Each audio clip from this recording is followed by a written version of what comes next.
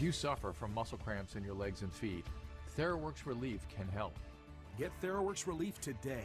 Available in stores everywhere.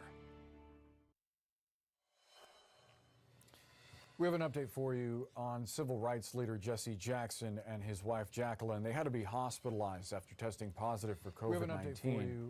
Reverend Jackson's group, the Rainbow Push Coalition, says that doctors are monitoring their conditions, but they've not released any further information about their status.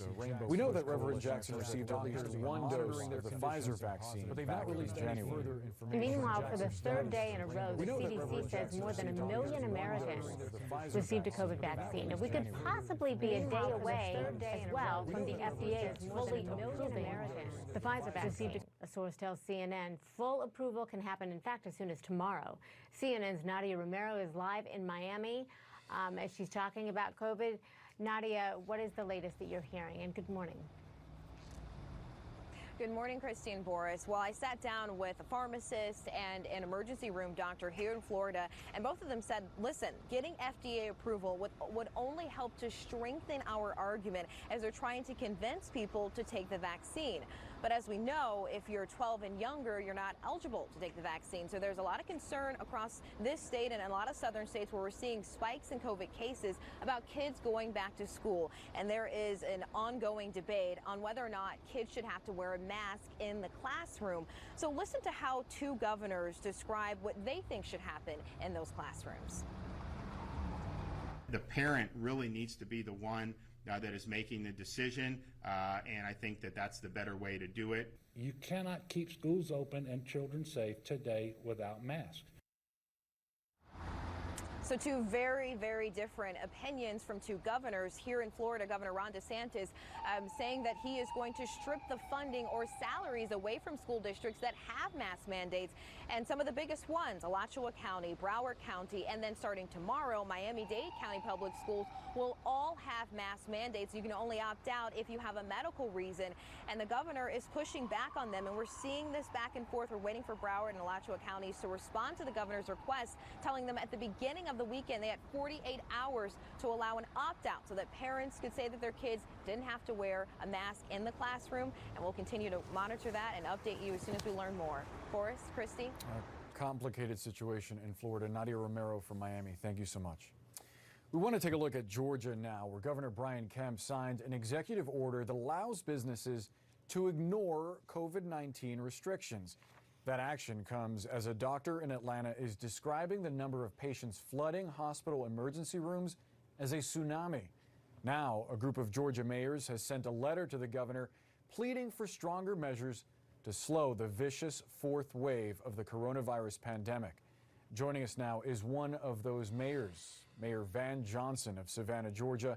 Mayor, thank you so much for joining us this morning. We appreciate you coming on. You're asking Governor Kemp, of course, you're asking Governor Kemp to impose a mask mandate inside state buildings.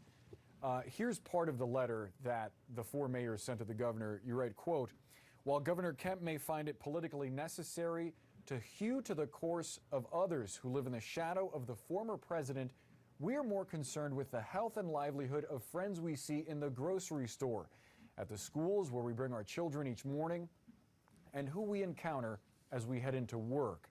Mayor, how do you expect Governor Kemp to respond? Like he's been doing throughout this pandemic, not to respond at all. I want to just thank Mayor Keisha Lance Bottoms of Atlanta, Mayor Hardy Davis of Augusta, and Mayor Kelly Gertz of Athens.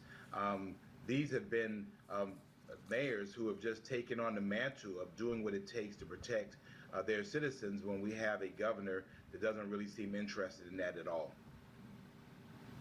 So if he doesn't issue the mask mandate that you're requesting, what are you going to do next?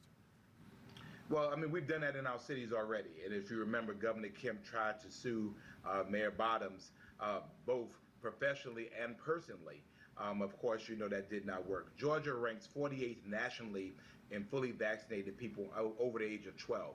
We rank 7th in COVID cases. We rank 12th in COVID deaths. He issues an executive order essentially saying ignore local governments and keep businesses open. But then on the other end of it, the State Department of Labor has been closed now for months. The governor's mansion remains closed. And we're just trying to protect our folks. Mayor, let's talk about vaccinations. I want to show you and our viewers some stats. Right now, the ICU bed capacity at hospitals across Georgia is at 94%. There's not much margin for error. And you can see in this graphic, Georgia COVID hospitalizations over the last month have skyrocketed. What is your message to folks who are still hesitant to get the vaccine? My message is that we have prayed. Remember last year we were praying for a solution. We got that in 3 vaccines that are approved by the FDA for emergency use.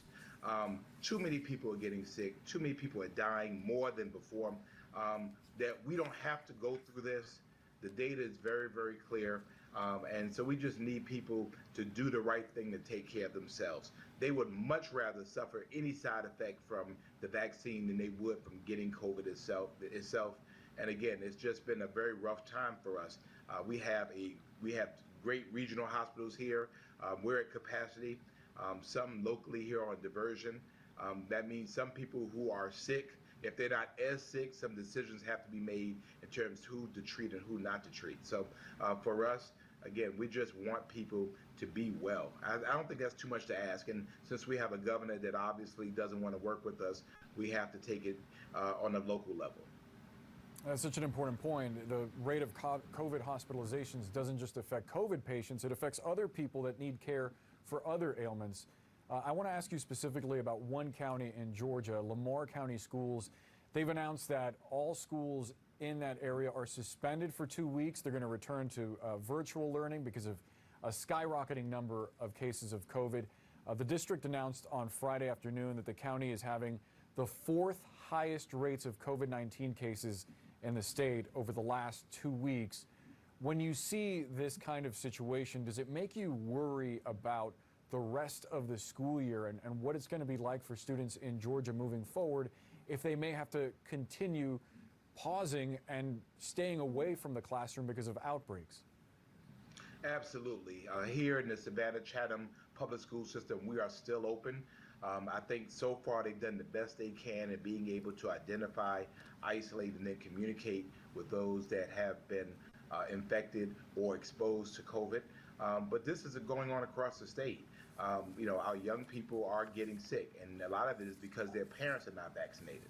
And so that creates a bigger issue for us. We would just wish that our governor would partner with us in trying to keep our young people safe, keep our older folks safe, keep our communities safe, instead of issuing unenforceable executive orders that really do nothing but just show his unwillingness to be a part of our solution.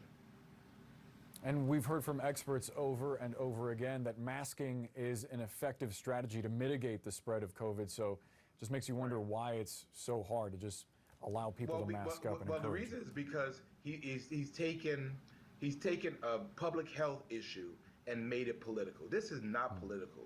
We don't care if you're Democrat or Republican, Independent, Green Party, Libertarian. Just wear a mask. His own health department says to wear a mask. Yet Georgia, which we're right next to Florida, which is getting among the hottest in the nation, we have no mask mandate at all statewide. So therefore, cities are having to do it. And so, we hate that we have to do that. We would love to see some leadership to try to protect our folks from our governor. Unfortunately, that has not been the case as we seem to race toward the bottom. Mayor Van Johnson, hopefully things turn around soon. We appreciate your time. Thanks for joining us. Keep us in your prayers. Thank you so much. Will do. Thank you. Israel is struggling right now with a surge in COVID cases, despite that country having some of the highest vaccination rates in the world. New case numbers have been rising in recent days. And the Israeli health ministry is opening up COVID booster shots to Israelis ages 40 and up. CNN correspondent Hadass Gold is with us now. So, Hadass, kind of get us into what exactly is happening there in Israel, because considering the fact that most of the majority, as we understand it, of the country is vaccinated, this is alarming. Christy, that is alarming. I am at a very busy Maccabi healthcare clinic in Jerusalem, which is administering a third doses of the COVID vaccine. A spokesperson for this clinic telling me that demand has been incredibly high. They're vaccinating around 700 individuals per day. Now, the Israeli health minister allowed anybody over the age of 40 to receive this booster shot, in addition to other people, teachers, healthcare workers, people who work with vulnerable populations, including people who work in nursing homes. And this is coming, as you've noted, the case rates in Israel are alarmingly high despite the very high vaccination rates. In recent days, positive cases have hit above 7,000 cases per day. There are more than 650 people still currently critically ill in hospital. These are numbers that Israel has not seen since the beginning of the year. And just a few months ago, it seemed as though Israel was out of the pandemic. The restrictions were off. They had just a handful of positive cases per day. But then came the Delta variant. I spoke recently with Dr. Ran Ballister. He's the head of the Israeli government COVID advisory group, and he said that while the high case numbers are still very concerning, he is just a little bit optimistic now because of the booster shot. Take a listen. I'm much more optimistic than I was 2 weeks ago. It seems like that the third booster shots are doing what they were supposed to do. They are reducing morbidity and severe illness among the elderly that receive them. And now that we've opened the vaccine to everybody over the age of 40, and I myself got the shot today, I think that we will see not only reduction in severe cases, but actually a reduction in the basic reproductive number, in the transmission rates in all age groups. And so now there is a question of when will the eligibility for this booster shot be expanded. There is the expectation that pretty much everybody, they'll go down the age groups, will be eligible for this third shot of the booster vaccine in the coming weeks, with the hopes that that will help bring some optimism back and bring some of those numbers back down. Boris, Christy? Hadas Gold, we appreciate the update. Thank you. Thanks, Hadas. We'll be right back. One of my favorite travel memories is when my brother and I decided to raise money to go to Puerto Rico and see our mom. So we just looked at each other one day and we were like, we could just perform on the subway and do this. And we made the money to get there and back in about 2 or 3 days or something like that. Start spreading the news. Ever since the pandemic, it's gotten more complicated, but New York feels like it's returning with a vengeance. This is our first time in New York. We're visiting, and there's a lot to see, so it's been fun. New York, New York. Tourists are important for street performers because they're really a part of it. It's really satisfying for the soul.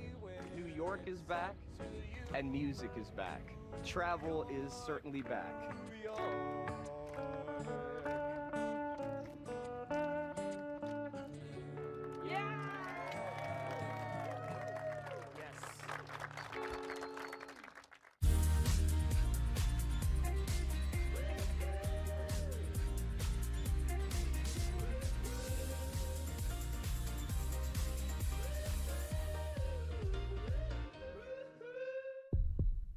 We care that it's been hard.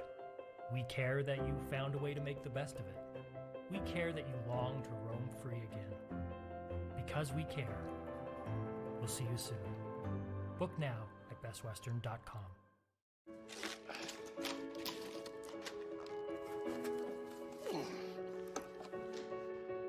Life is full of surprises when you least expect it. And open. What happened to all your things? I know you needed a place to study, so... And other times, it pays off knowing what to expect. At University of Phoenix, you can count on fixed, affordable tuition from the moment you enroll to the day you graduate from your program. Learn more about our tuition guarantee at phoenix.edu. Derriere discomfort. We try to soothe it with this, cool it with this, and relieve it with this. But new Preparation H Soothing Relief Spray is the 21st century way to do all three, even touch-free. Preparation H. Get comfortable with it. Boost Mobile is all about giving you more power. And now, we give you more power over your health. Boost is the only mobile carrier to give you free 24/7 access to live doctors from your phone. Switch and get a free Samsung Galaxy A32 5G, only on America's largest and fastest 5G network. Now that's powerful. More power to stay healthy. Boost Mobile. It's time for the biggest sale of the year on the new Sleep Number 360 Smart Bed. It helps keep you effortlessly comfortable by sensing your movements and automatically responding to both of you. And it's temperature balancing to help you stay comfortable all night. It even tracks your circadian rhythm so you know when you're at your best. In other words, it's the most energy-building, wellness-boosting, parent-powering, proven quality night's sleep we've ever made. Save 50% on the new Sleep Number 360 limited edition smart bed, plus 0% interest for 24 months and free premium delivery. Ends Monday. The leap of faith.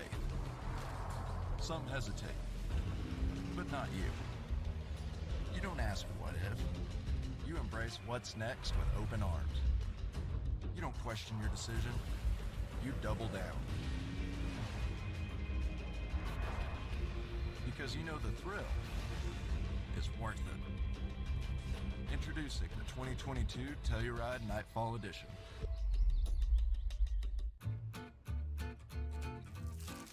Oh, focaccia. Ah, there's no place like Panera. Enjoy the toasty, saucy Chipotle chicken avocado melt on freshly baked bread. Panera. Order on the app today. With the timeless protection of ADT, it's safe to say... Hey, Google, unlock the front door. Or it's safe to say...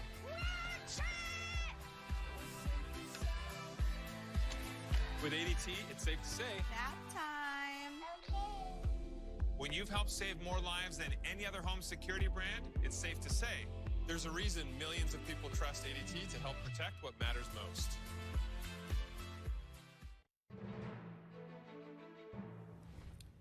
The We Love New York City, the homecoming concert, was a great time while it lasted. Thousands of people came out to celebrate the return of New York amid its pandemic progress in Central Park yesterday. Unfortunately, it was interrupted by heavy rain and lightning ahead of Hurricane Henri, and it came as Barry Manilow, Christie's favorite, was on the stage in the middle of his set. Oh, I feel like I jinxed it talking about how happy I was to get ready to see him yesterday. But we do have a look for you at some of the amazing performances. This is the greatest concert in the history of New York City. You are all there. If home is where the heart is, I'm homesick for you.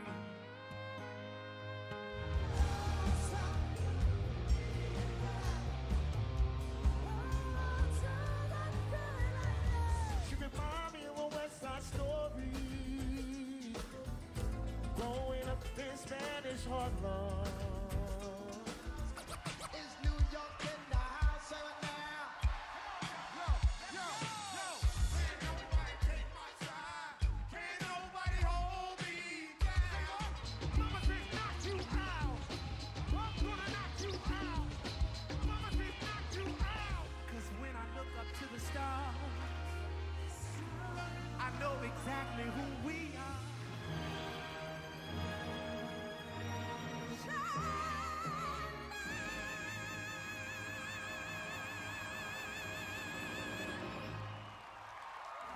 If you only knew what I'm going through, I just can't smile. Due to approaching severe weather, all persons should move quickly and calmly to the nearest exit.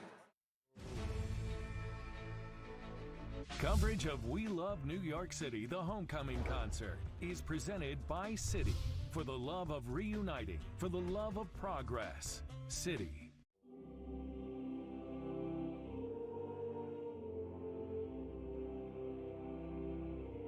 Someone once told me that I should get used to people staring. So I did. It's okay, you can stare. When you're a two-time gold medalist, it comes with the territory.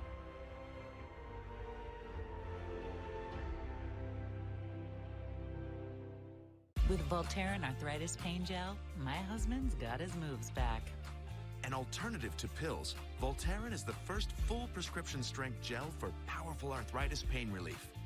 Voltaren, the joy of movement. Here are Gary's favorite records. Here's Gary in the Zone. Here's Gary a few years ago. And here's how Gary lost 25 pounds on Noom. Hi, I'm Gary Paul Wright. Gary's never been much of a diet guy. Diets just tell you what to eat, and it's not very helpful. But he loved Noom for its psychological approach. Right, Gary? It taught me that weight loss begins with this, and not just sweating on the bicycle all day. Indeed it does, Gary. Sign up for Noom and lose the weight for good. I had been giving Coley kibble. It never looked like real food. With the farmer's dog, you can see the pieces of turkey. It smells like actual food. As he's aged, he's still quite energetic and youthful. I really attribute that to diet. Get started at longlivedogs.com. My new normal? Fewer asthma attacks with Nucala, a once-monthly add-on injection for severe eosinophilic asthma. Nucala reduces eosinophils, a key cause of severe asthma. Nucala is not for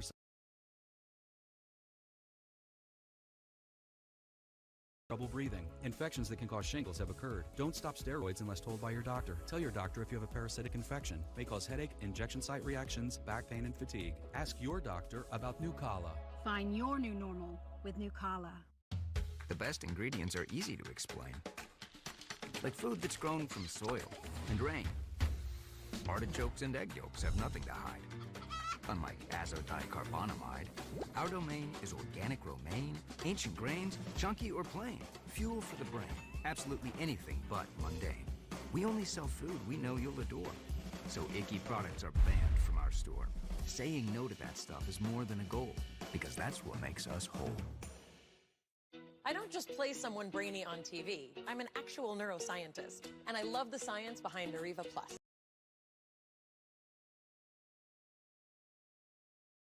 More brain performance? Yes, please. Nariva, think bigger.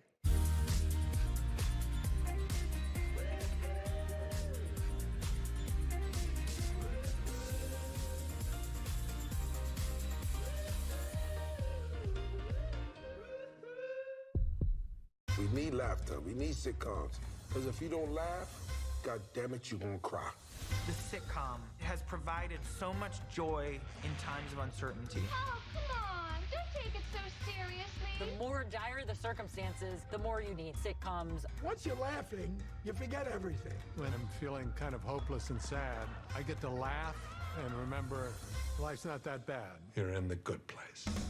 History of the Sitcom, tonight at 9 on CNN.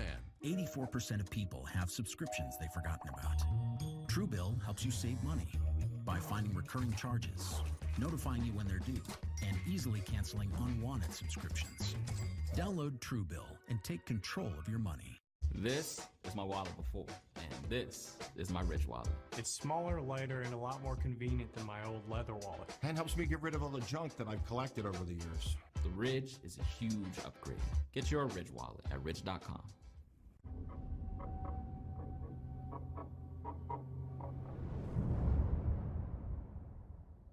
The future of fitness isn't dumbbells.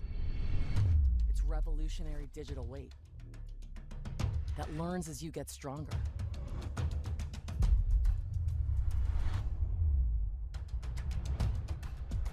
So you can be your strongest. Tonal, now at 40 Nordstrom locations nationwide.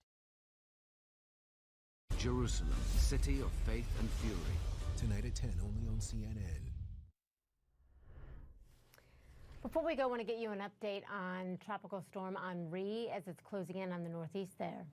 Let's go to CNN meteorologist Allison Chinchar. She's been tracking the storm all morning. Allison, what's the latest? Right, so we already have several thousand power outages across several states in the Northeast as Tropical Storm Henri continues to push those sustained winds of 70 miles per hour and gusts up to 90 miles per hour inland. And that's where we expect the storm to go. Landfall is still expected just a few hours from now, most likely somewhere between the Hamptons and Newport, Rhode Island. Then it will push farther inland before making that sharp turn to the east out into the Atlantic. The outer bands really starting to hammer areas of New Jersey, Connecticut, Rhode Island, as well as New York. You can really see some of those heavy rain bands really affecting the Hamptons, south and western portions of Connecticut. This is likely to continue as we go through the rest of the day.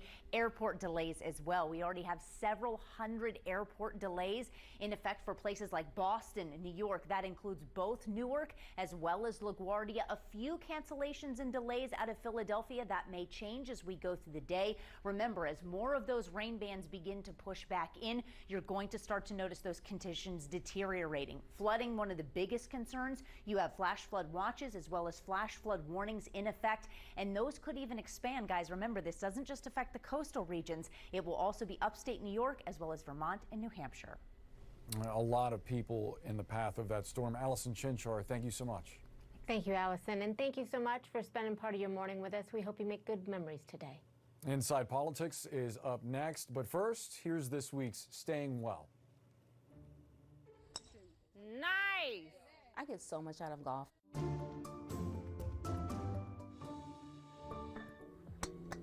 Look at that. I came up with Black Girls Golf really because of my own experience learning to play golf. And I found out pretty quickly once I entered corporate America that golf was the one thing that other people were doing that I wasn't. But once I got better, I started enjoying the game more. Many studies have shown that golf can increase your life expectancy when playing routinely. Walking 18 holes can burn up to 2,000 calories. Golfers tend to have higher HDL, which is the good cholesterol. It also increases your core muscles. You're getting a full rotation. Golf can be a huge stress reliever. You're with friends. Most golf courses are so beautiful, and it helps calm you. When playing golf, you release hormones that are great for your mental health. It is more about mental endurance and skill, so you can play golf for a lifetime. You should consult with your doctor if you have prior medical problems before playing golf. Even if Black Girls Golf is not something for you, find a community of golfers that you can go have fun with.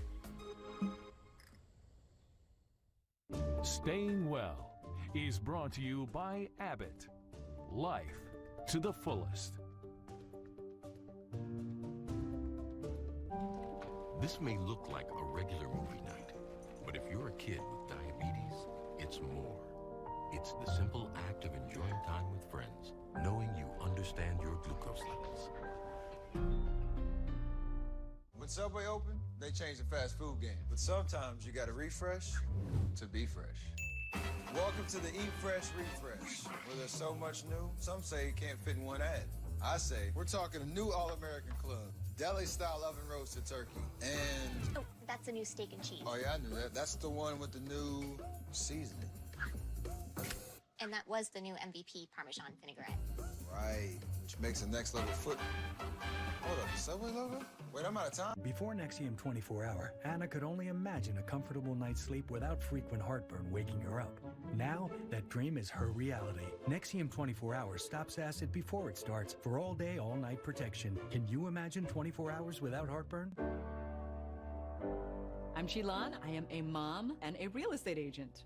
After having a kid, everything that you used to do for yourself goes out the window. The lines that I was seeing in my forehead were getting deeper than I was used to them being. And I realized, you know what? I can focus again on myself. So what do you see when you look at yourself? I see someone who is growing and changing.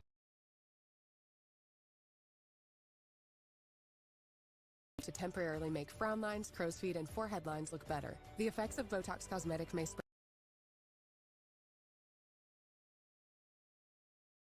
Speaking, breathing, eye problems, or muscle weakness may be a sign of a life-threatening condition. Do not receive Botox Cosmetic if you have a skin infection. Side effects may include allergic reactions, injection site pain, conditions, and medications including botulinum toxins, as these may increase the risk of serious side effects.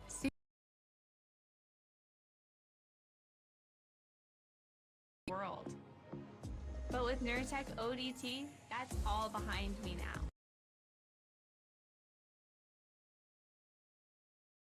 Medication. Wonderful.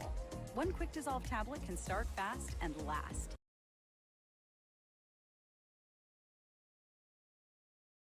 With Nurtec, I take on migraines my way. What's your way? Ask your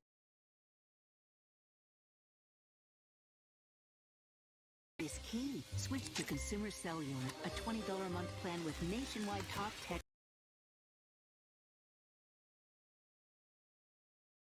Go online or visit a Target today. Right about now, we could all use a pancake.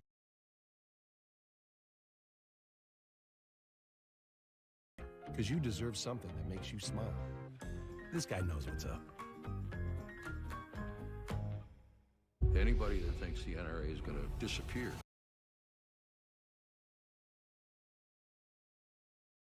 To stop gun violence in all of its forms. My daughter didn't need to die. The Price of Freedom, next Sunday at 9 Eastern. Selling a home is expensive and stressful, so we set out to create a better home selling experience with a network of the most successful real estate agents in America that'll sell your home for as little as a 2% commission. The icing on the cake with the Ideal Agent was that we saved $12,000 in commissions. We would definitely use Ideal Agent again.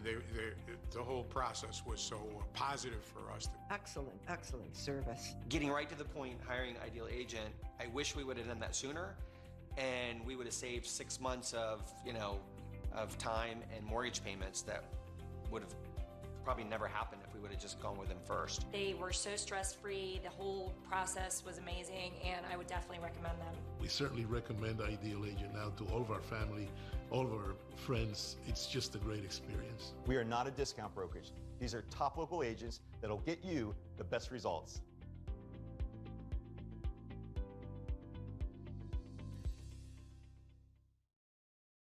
I'm Whitney Wild in Washington, D.C., and this is CNN.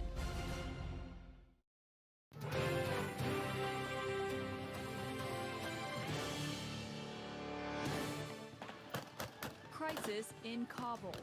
All the Afghan people are crying. My country now is wounded. Men, women, and children scrambling to evacuate as the president insists the chaos was inevitable. I made the decision. Buck stops with me. It's time to end this war. The exit testing his promise of competency and compassion. Plus, the fight over masks in schools. If I wear my mask, that means I get to see my friends. I'll just wear a mask. The science is undeniable, but politics are standing in the way. We want to protect our children. We want to keep them in school. My view is that the parents understand what's best for their kids. And Pfizer's vaccine is poised for full FDA approval. Will that win over any skeptics? Inside Politics, the biggest stories sourced by the best reporters now.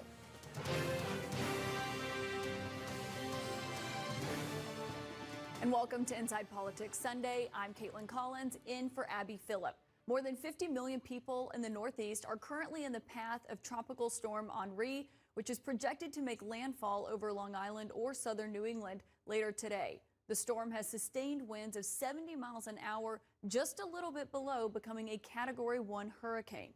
Hurricane-like conditions, dangerous storm surge, and flooding are all expected before the day is out. We'll have more on that in a bit. But we start with the desperate situation in Afghanistan. The State Department is now warning Americans not to travel to the airport unless they are individually told to do so after some were beaten by the Taliban. Threats of potential ISIS attacks at the Kabul airport are forcing the U.S. military to develop new ways to get people there, adding another complication to the already chaotic efforts to evacuate thousands of people. CNN has also learned there are over 18,000 people at the base waiting to leave. President Biden will be briefed by his national security team in the Situation Room this morning on the latest, and he is expected to provide a public update on those evacuations this afternoon. The Economist is calling this Biden's debacle. The New York Times headline says, miscue after miscue, U.S. exit plan unravels. The botched withdrawal is threatening to undermine the competency and transparency that President Biden promised to bring to office. We're going to do everything that we can to provide safe evacuation for our Afghan allies, partners, any American who wants to come home.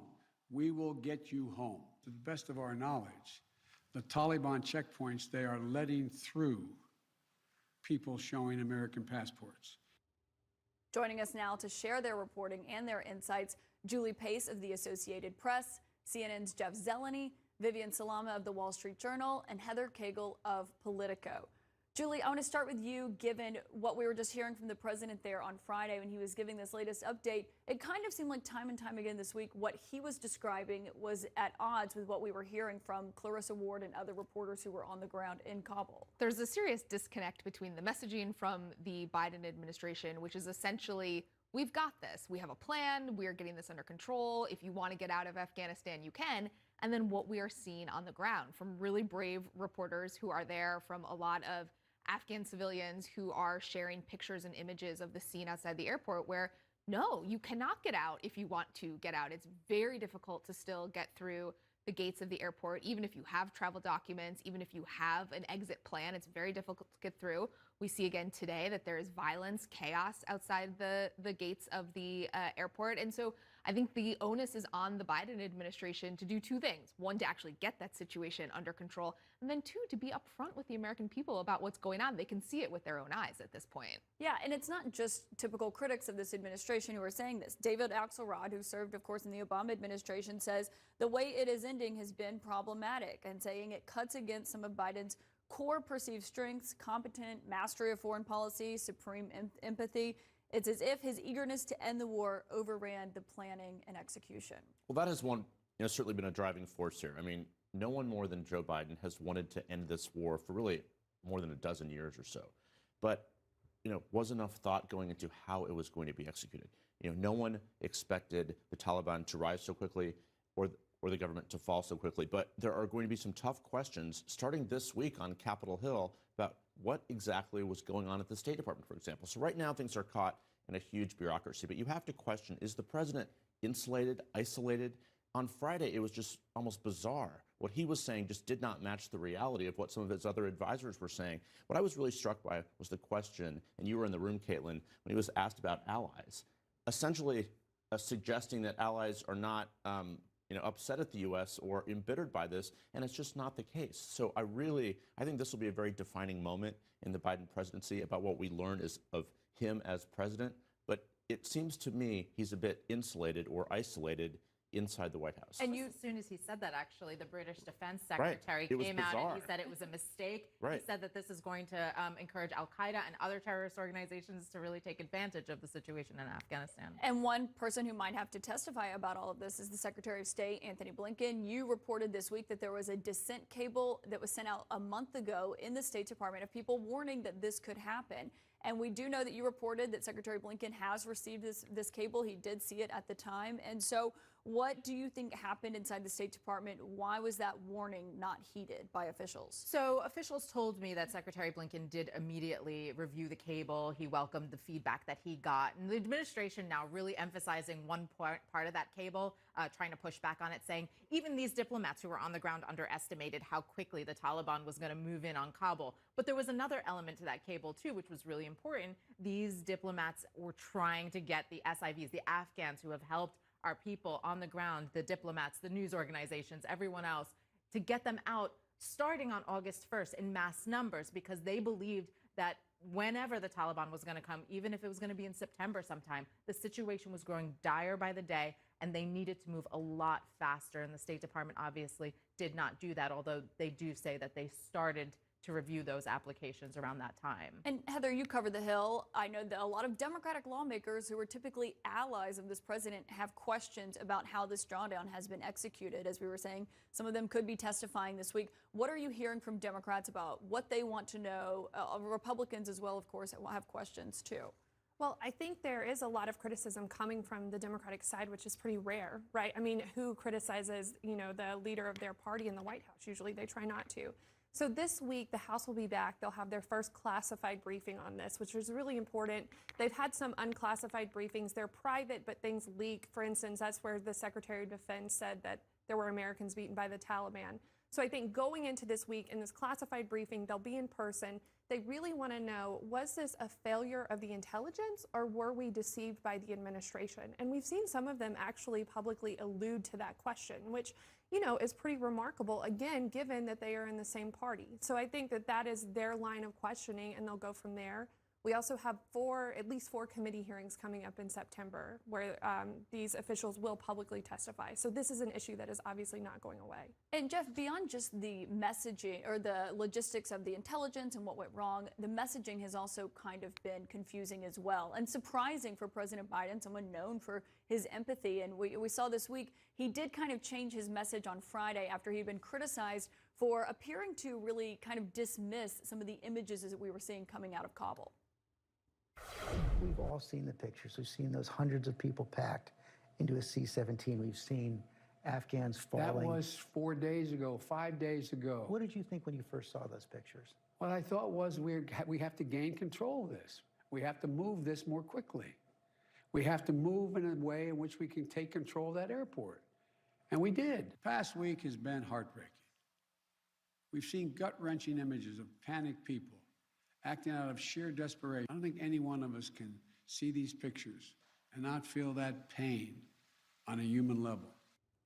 Was this an intentional shift in the messaging? No question. I mean, I think on Friday, the White House and the president, were trying to sort of regain control and go on offense after really being on their heels all week. And I think that's the best example. In that interview with George Stephanopoulos on Wednesday, it was very shocking, actually, to hear President Biden, quarreling with the time frame of how many days ago it was. Who cares how many days ago it was? The images were horrifying, but I think it's an example of how defensive this president has been throughout. And White House officials were telling me as the week went on, they were trying to sort of get him back on offense off his heels. So that's what he was doing on Friday, showing empathy. I think there's no one has any question of his empathy. We know he's an empathetic person, but it's the policy here that's at issue and the bureaucracy that, he simply is so far unable to cut through. And I think the challenge for Biden right now is he firmly believes that he made the right decision in withdrawing. And there are a lot of people who believe that that is correct, that the United States should not be in this war any longer, that there is no good to be gained from spending 3, 5, 10 more years in Afghanistan.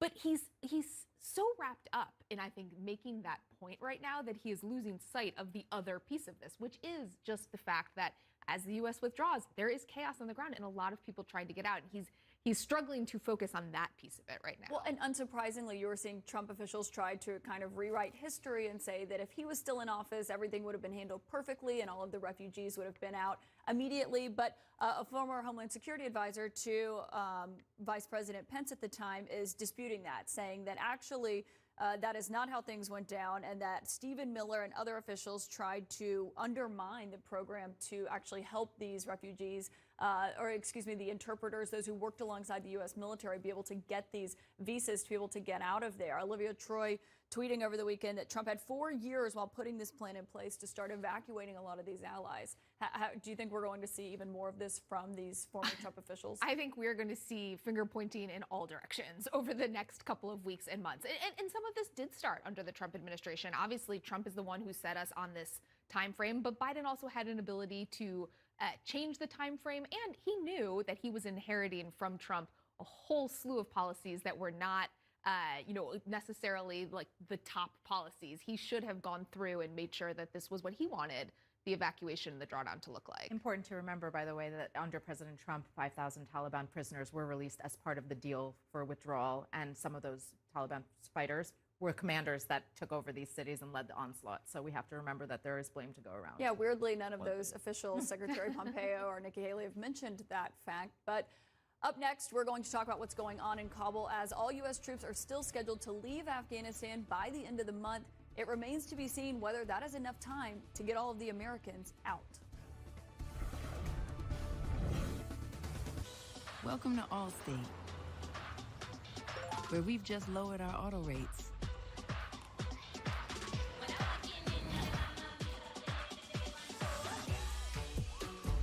And savings like that will have you jumping for joy. Now get new lower auto rates with Allstate, because better protection costs a whole lot less. You're in good hands with Allstate. Click or call for a lower auto rate today.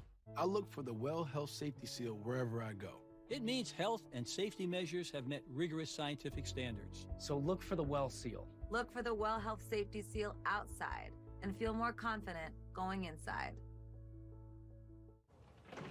Like many people with moderate to severe ulcerative colitis or Crohn's disease, I was there. Be right back.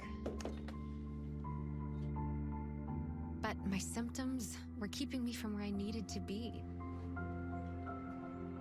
So I talked to my doctor and learned Humira is the #1 prescribed biologic for people with UC or Crohn's disease. And Humira helps people achieve remission that can last, so you can experience few or no symptoms.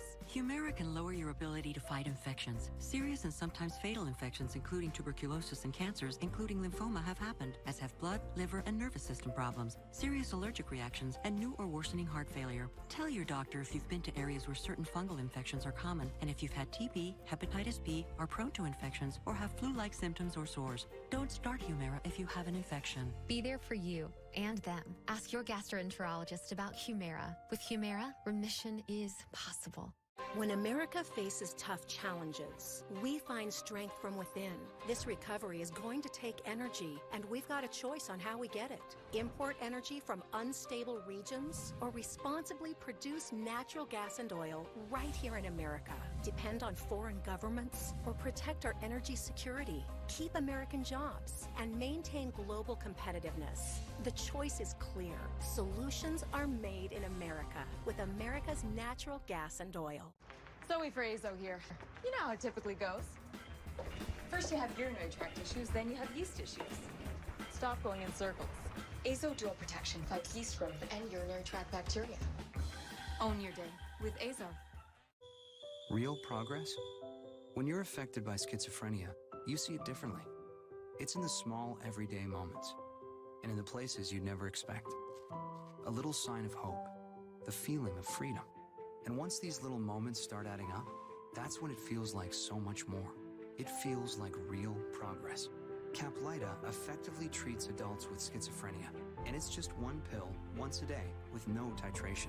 Caplyta can cause serious side effects. Elderly dementia patients have increased risk of death or stroke. Call your doctor about fever, stiff muscles, or confusion, which can mean a life-threatening reaction, or uncontrollable muscle movements, which may be permanent. Dizziness upon standing, falls, and impaired judgment may occur. Most common side effects include sleepiness and dry mouth. High cholesterol and weight gain may occur, as can high blood sugar, which may be fatal. In clinical trials, weight, cholesterol, and blood sugar changes were similar to placebo. So if you're affected by schizophrenia, ask your doctor about Caplyta from Intracellular Therapies. Every customer has their own Safe Light story. This couple loves camping adventures, and their SUV is always there with them. So when their windshield got a chip, they wanted it fixed fast. They drove to Safe Light Auto Glass for a guaranteed same-day in-shop repair. We repaired the chip before it could crack, and with their insurance, it was no cost to them. Really? That's service you can trust when you need it most. Safe Light Repair, Safe Light Replace. Over 17,000 people have been evacuated from Kabul in the last week, and some evacuees are already arriving in the United States. Others have landed at a U.S. base in Germany, where yesterday an Afghan woman gave birth in the cargo bay of a military plane just moments after landing. Meanwhile, the U.S. is ramping up efforts to get Americans and their Afghan allies out of Kabul. And the Pentagon has just ordered 18 commercial flights to transport those who have already left Afghanistan. This is only the third time in history that this program has been activated, according to the Pentagon. But for those who are still in Kabul, it is becoming more dire by the day.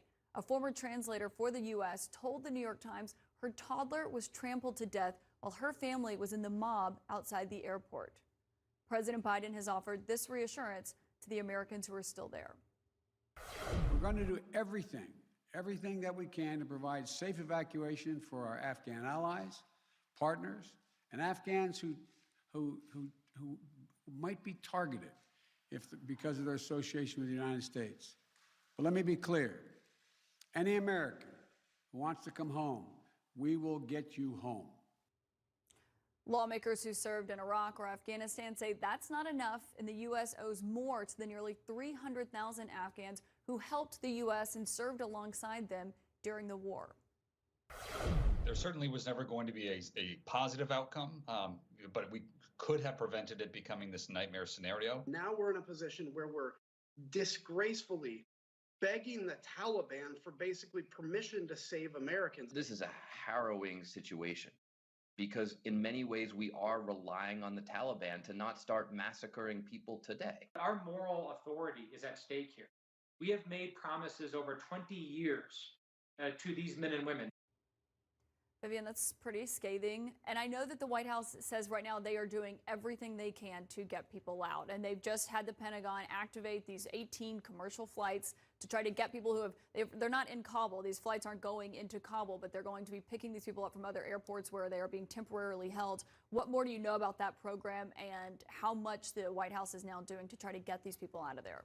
The Biden administration has been trying, obviously, to get as many people out as they can, but the airport is becoming increasingly inaccessible to definitely to commercial flights, but even just for people coming in and out. And a lot of these bases where people are going are becoming overcrowded and unable to take any more people. And so what the U.S. has been trying to do to speed up processing is A, try to get third countries to take a lot of these people temporarily until they can be processed and then maybe brought to the U.S. or sent to a third country.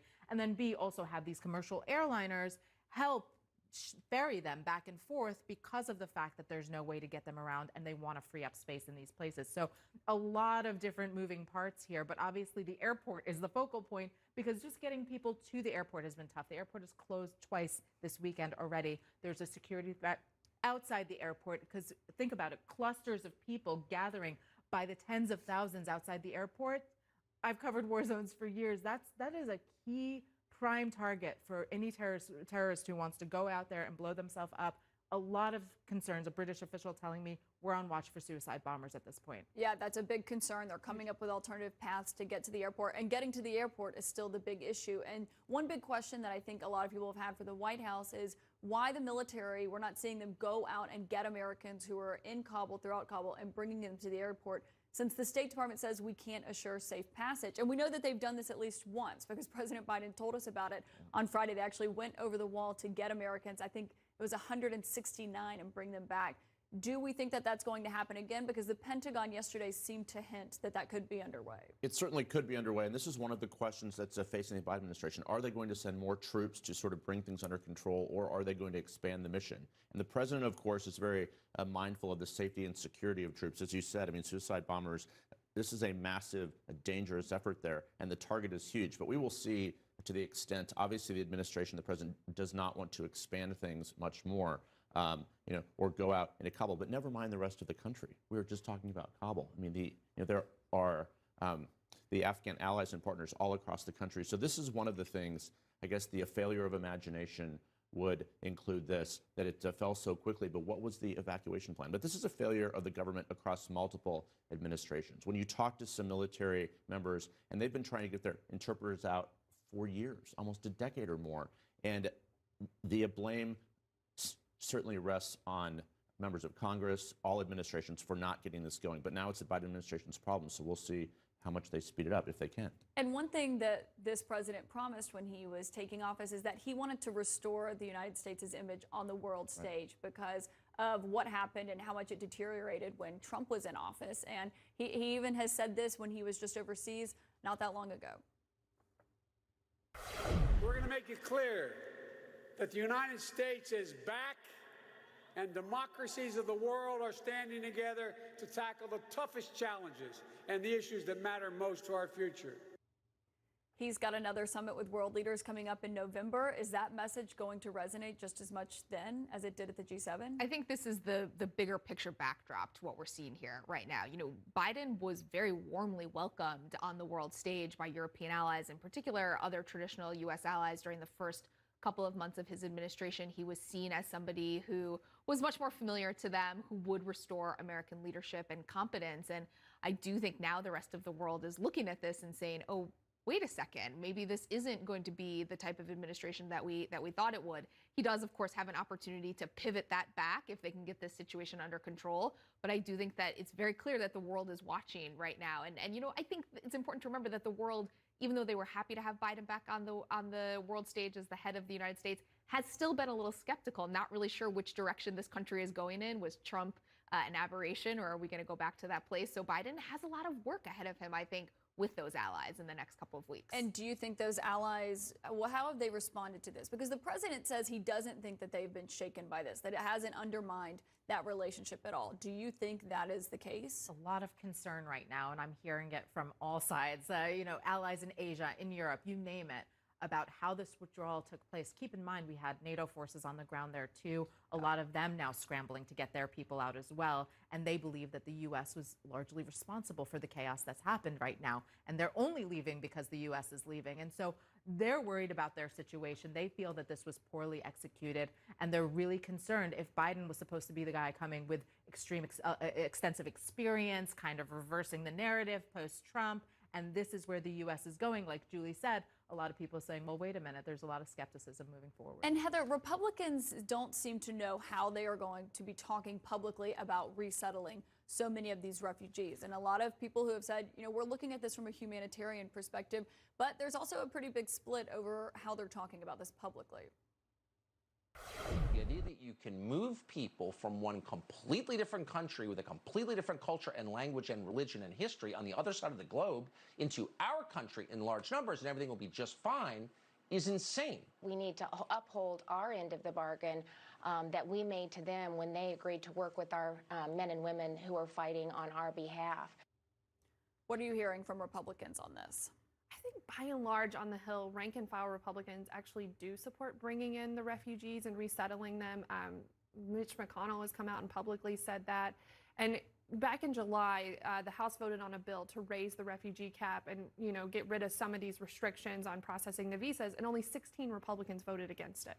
So there is definitely a split, but the far right flank and the talking heads on some of the other shows are much louder right now than the rank and file. And I think when the House gets back this week and the members are all together and they've had this classified briefing, I think we will hear some from the members who want to say, let's bring these refugees in, let's resettle them, and they will take more of the conversation over. But Jeff, this isn't a monolith. We've seen just such a difference in the range of how Republicans are approaching this. We absolutely have, and I think it'll be interesting to see. I mean, the former president, Exhibit A, I mean, he has definitely shifted his tone on this. We have seen Republican governors who are supportive of bringing in these we call them refugees, that's true, but also it diminishes a little bit what they are. I mean, they worked alongside our forces for so long. So it'll be an interesting thing to see if Republicans completely shift on this. That would be unusual. I think, as you said, Heather, most are still supportive. You know, and this is our responsibility. It's clear. Yeah. Up next, we're going to talk about why some Florida school districts are risking funding and defying Republican Governor Ron DeSantis. We're Carvana, the company who invented car vending machines and buying a car 100% online. Now we've created a brand new way for you to sell your car. Whether it's a year old or a few years old, we want to buy your car. So go to Carvana and enter your license plate, answer a few questions, and our techno wizardry calculates your car's value and gives you a real offer in seconds. When you're ready, we'll come to you.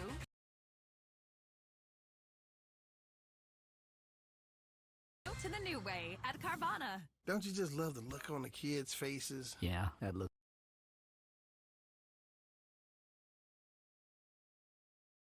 Pizza on a bagel. We can all agree with that. Do you want to?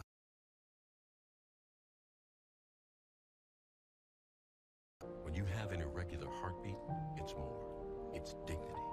The freedom to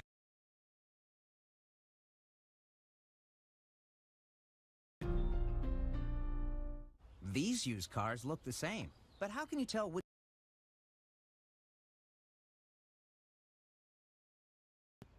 Hey, Dad.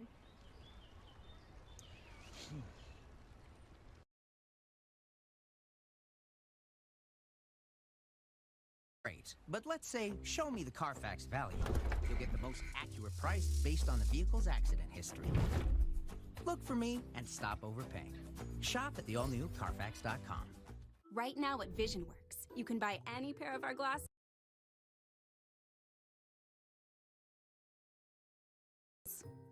or just 2 pairs for yourself. No judging here. Vision.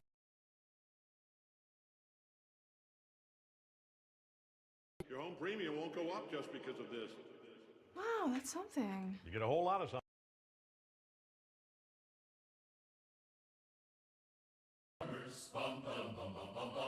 The sitcom has provided so much joy.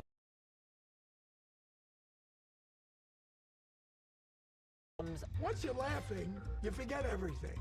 History of the sitcom, tonight at...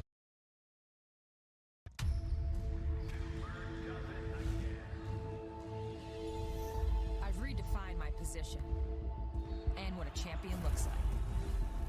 So how do I keep changing the game for good? By raising the bar even higher.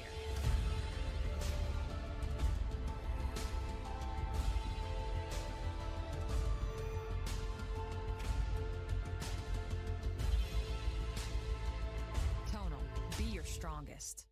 So I had to quit college to help my mom, but I never wanted to quit my dream of a career in IT. There are 200,000 unfilled IT support roles in America. On Coursera, you can earn Google's IT Support Professional Certificate designed to prepare you for an IT support career in about 5 months for $39 a month. No degree or experience needed. My job now is amazing. I can spend more time with my family. Find courses, certificates, and degrees on Coursera. Join for free at Coursera.org. Coursera, learn without limits. I'm Dr. Sanjay Gupta, and this is CNN. The rate of children with COVID is surging across America, and a record number are so sick they are being hospitalized. The situation in Florida is probably more dire than almost anywhere in the United States. A record number of new cases overall, and a record number of kids hospitalized, 203 as of Friday. All of that is creating a new uncertainty as schools in the state have started to reopen, and at least 6 counties are requiring all students to wear a mask, openly defying Governor Ron DeSantis' ban on those mandates.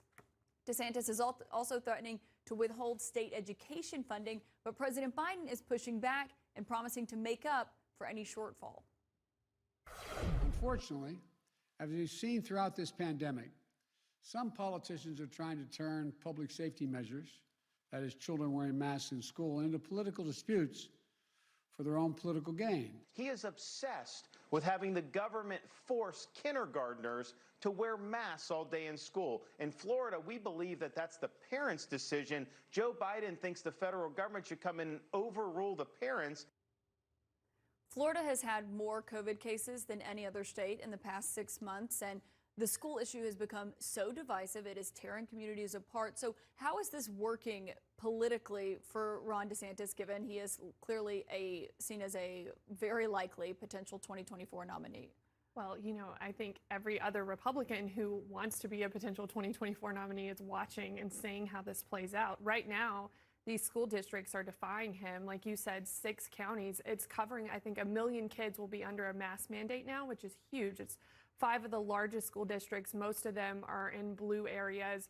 One recently was a Republican-leaning county that came out in the last few days. But the interesting thing is, if these mask mandates go into effect and are successful, we'll have less kids in the hospital, less kids that are getting sick.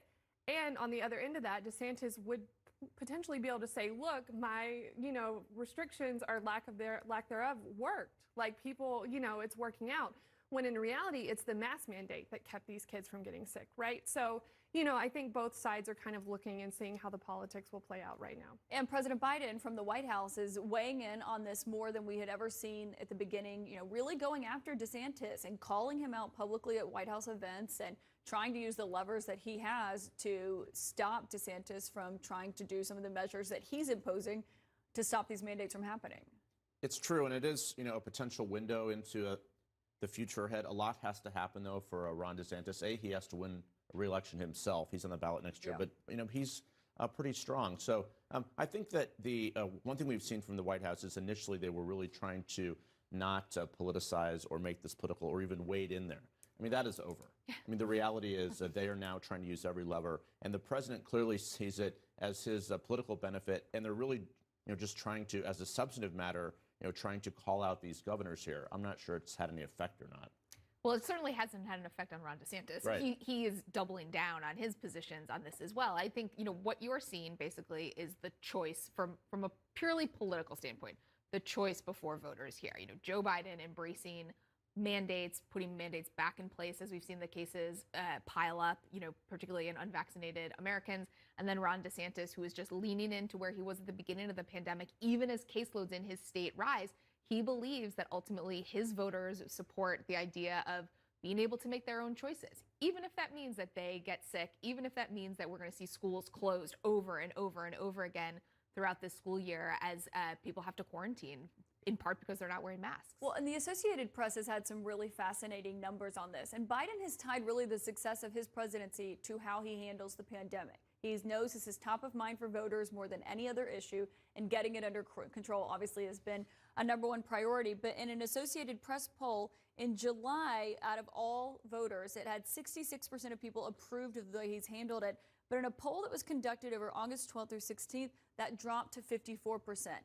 The biggest and most alarming drop, I think, for the White House is this number among independents, where it was 72% in July. Now it's 44%.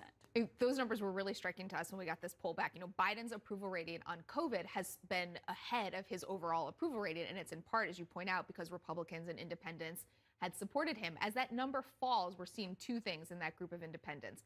There are some who are just disapproving because they see the overall situation in the country starting to worsen, caseloads going up, the vaccination rate being stalled.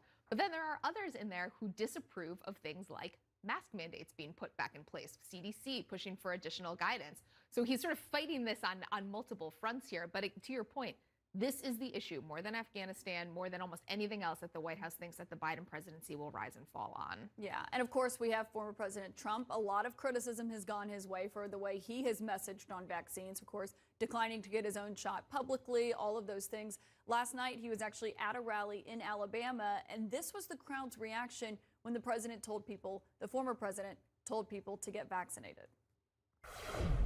I believe totally in your freedoms. I do. You got to do what you have to do. But I recommend take the vaccines. I did it. It's good. Take the vaccines. But you got, no, that's okay. That's all right. You got your freedoms. But I happen to take the vaccine. If it doesn't work, you'll be the first to know, okay? Well, you know, Heather and I were just talking before the show because we were both just in Florida and saying President Trump still looms large in Florida. Yeah. He's definitely a major force, but he's also kind of contradicting what Ron DeSantis is going out there saying. And so it is, to an extent, going to be interesting to see how that message plays out, whether or not this difference in President Trump insisting that people, you know, go get vaccinated, it's a good thing, versus Ron DeSantis who's saying, you know, everyone is free to do what they want and kind of pushing more for the freedoms of it. It's going to be interesting to see how that plays out and who kind of comes out on top in this debate. And I think one big question with the school debate being brought back into this, I mean, look at some of these headlines that we were seeing. 20,000 Mississippi students in quarantine for COVID-19 exposure. In Hillsborough, over 10,000 now quarantined, the school district says. Las Vegas Sun, Henderson Elementary School returns to online classes after the outbreak. Fifth graders at a Georgia school sent home due to COVID-19. How does this all shake out, given this debate that we are seeing between Republicans who are trying to straddle this line of you can choose what you want to do, but also public health and wearing a mask is good for you if you're in a closed-door setting with people who are unvaccinated? Or does the White House get the blame for this in the end? Because, of course, he is the president. He is in charge of the federal government. I think what Julie was saying, it's one of the reasons that those numbers have gone down, just because the sense of confidence in how things are going. You know, do you approve of the direction of the country or the direction of COVID? You know, it just everyone's experiencing some problem with this in their own life. So it's going to be the White House's responsibility. But if the FDA makes its decision to give a full approval or authorization to the Pfizer drug, I think that will be a big turning point. We'll see more mandates coming. So that's something to watch for this week, certainly. What do you think about how Republicans, are they going to get blamed for this, given they have put themselves squarely in this debate? I think it's really unclear, you know, who ultimately gets blamed for where we are now. I do think Biden as president, you know, will get the bulk of he'll either get the credit or he gets the blame. That's the responsibility of being president right now. But I do think Republicans have to watch these numbers. You know, if you are Ron DeSantis and the situation in your state spirals out of control, if you're a Republican governor in another state, how do you defend not taking proactive action to try to keep your people healthy and safe? That's your ultimate responsibility. Watching for this FDA approval will be fascinating because, as we reported this week, the FDA is poised to grant that full approval to the Pfizer vaccine. And so now the question is, could that lead to new vaccine requirements? Will it encourage any holdouts to finally get the shot? Here's my new dress. What's that? Oh, Damprid. Damprid? Damprid. It gets rid of musty odors. How? Well, Damprid attracts and traps excess moisture, eliminating the source of musty odors. Mustiness, gone. Damprid. Comfort, it's a vibe, and Skechers Beach Casuals have that casual look and feel that fits your style perfectly. They're lightweight, understated footwear that slip on and off for easy comfort everywhere your day takes you. Relaxing by the pool or just bouncing around town. Chill in comfort with Skechers. Summer can't be contained to just one moment. It can be exhilarating, breathtaking, refreshing, and so much more. So never settle for just any summer. Make yours ultimate. Receive a credit of up to $3,500 through September 6th. If you're 55 and up, T-Mobile has plans built just for you. Switch now and get 2 unlimited lines and 2 free smartphones. And now get Netflix on us. It's all included with 2 lines for only $70, only at T-Mobile. Zoe for Azo here. You know how it typically goes. First you have urinary tract issues, then you have yeast issues. Stop going in circles. Azo Dual Protection fights yeast growth and urinary tract bacteria. Own your day with Azo. With schizophrenia, I see progress differently. It's in the small things I look forward to. With the people I want to share it with. It's doing my best to follow through. It's the little signs that make me feel like things could be better. Signs that make it feel like real progress. Caplyta effectively treats adults with schizophrenia, and it's just 1 pill once a day with no titration. Caplyta can cause serious side effects. Elderly dementia patients have increased risk of death or stroke. Call your doctor about fever, stiff muscles, or confusion, which can mean a life-threatening reaction, or uncontrollable muscle movements, which may be permanent. Dizziness upon standing, falls, and impaired judgment may occur. Most common side effects include sleepiness and dry mouth. High cholesterol and weight gain may occur, as can high blood sugar, which may be fatal. In clinical trials, weight, cholesterol, and blood sugar changes were similar to placebo. If you're affected by schizophrenia, ask your doctor about Caplyta from Intracellular Therapies. Now more than ever, the world of work needs HR. Tony, congrats on the promotion. We're going to enroll you in SHRM's PMQ program to help you manage your first team. I emailed you the Diversity, Equity, and Inclusion report from SHRM. Oh, that's great. We believe you will bring a new perspective, so we'd like to offer you the position. Thank you for giving me this opportunity. Now more than ever, SHRM has the tools you need to create a world of work that works for all. Join SHRM today. The best ingredients are easy to explain. Like food that's grown from soil and rain. Artichokes and egg yolks have nothing to hide. Unlike azodicarbonamide, our domain is organic romaine, ancient grains, chunky or plain, fuel for the brain, absolutely anything but mundane. We only sell food we know you'll adore. So icky products are banned from our store. Saying no to that stuff is more than a goal, because that's what makes us whole. If you have this, consider adding this. An AARP Medicare Supplement Insurance Plan from United Healthcare. Medicare Supplement plans help by paying some of what Medicare doesn't and let you see any doctor, any specialist, anywhere in the U.S. who accepts Medicare patients. So if you have this, consider adding this. Call United Healthcare today for your free decision guide.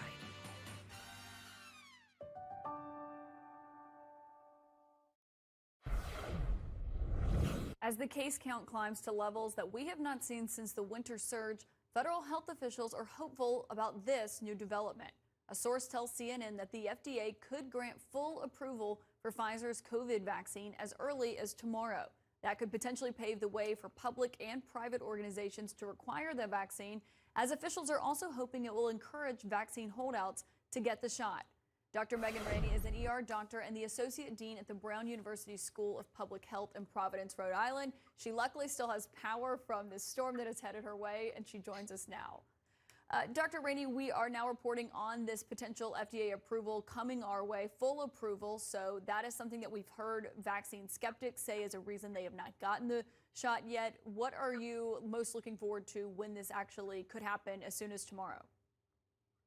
Yeah, Caitlin, for most of us, the safety and efficacy data on these vaccines is more than adequate. The Pfizer vaccine, which is the one likely to get approval tomorrow, we've given out over 180 million doses across the United States. There is no doubt that these work and that they're safe. But as you said, there is a portion of the American public that still doesn't trust that emergency use designation. And so the full approval, studies suggest that about a third of those who have not yet gotten vaccinated will step up to get a shot in arm when it turns from emergency use approval to full FDA approval. The other thing is that it is going to open the door for a lot of folks to put mandates in place. The Supreme Court has obviously held up some mandates, like Indiana University, but other groups like the military have been holding off for full approval.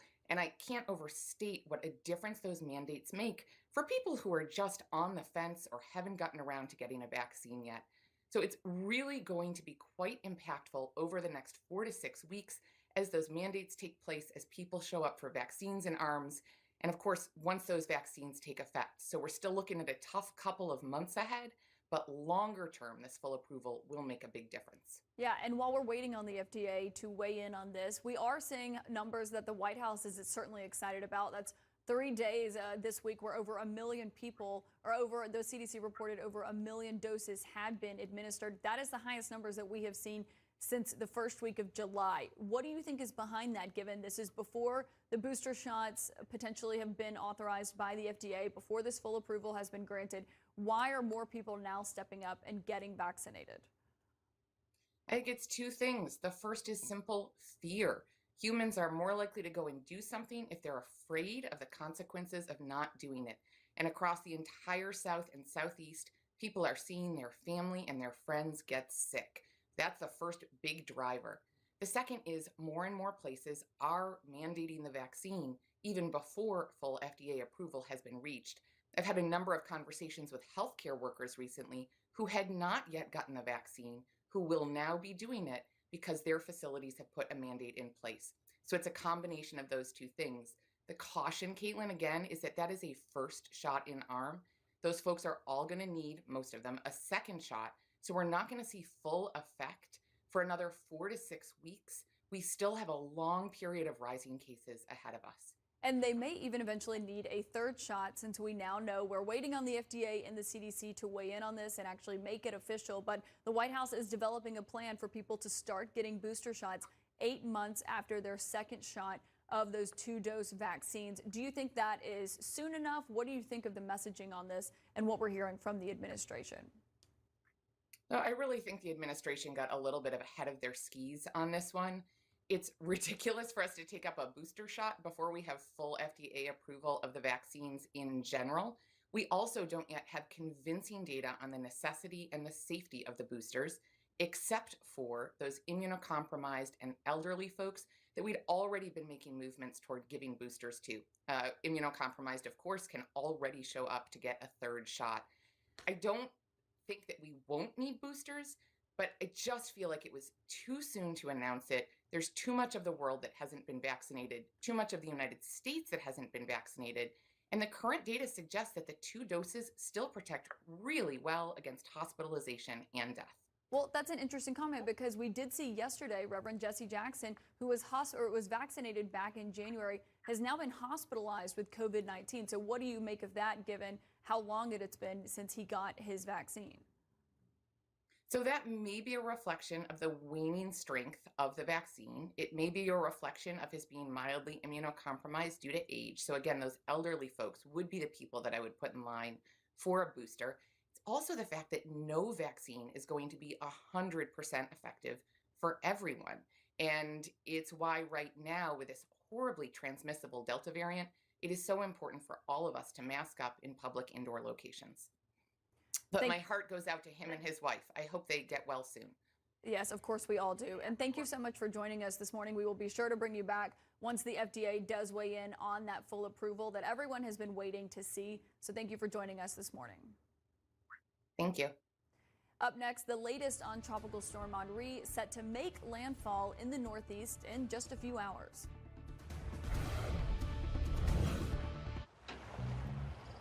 Welcome to Allstate, where you can pay a little less and enjoy the ride a little more.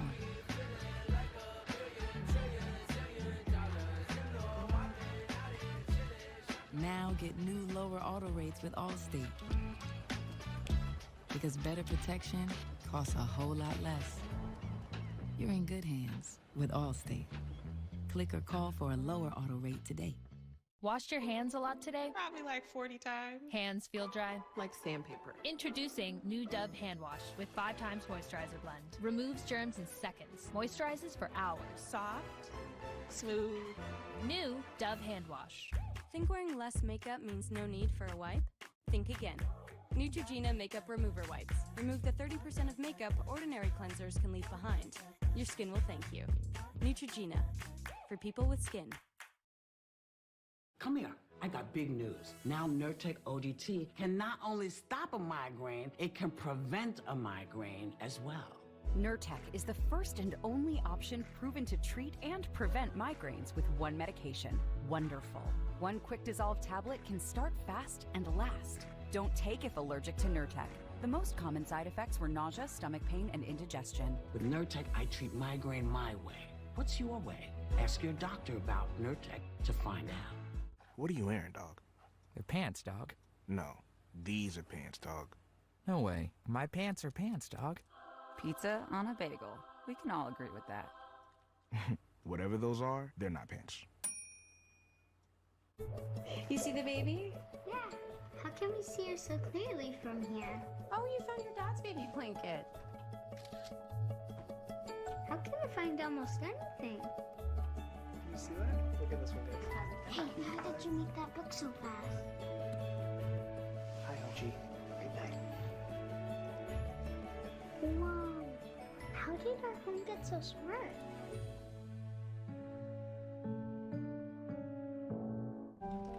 This may look like a regular movie night, but if you're a kid with diabetes, it's more. It's the simple act of enjoying time with friends, knowing you understand your glucose levels. Zoe for Azo here. You know how it typically goes. First you have urinary tract issues, then you have yeast issues. Stop going in circles. Azo Dual Protection fights yeast growth and urinary tract bacteria. Own your day with Azo. Right now at VisionWorks, you can buy any pair of our glasses and get a second one free.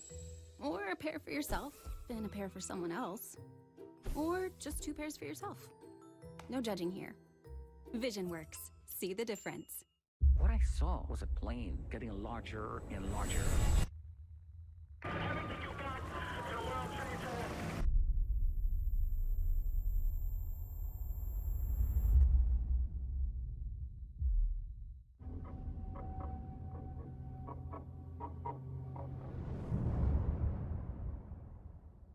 The future of fitness isn't dumbbells. It's revolutionary digital weight that learns as you get stronger.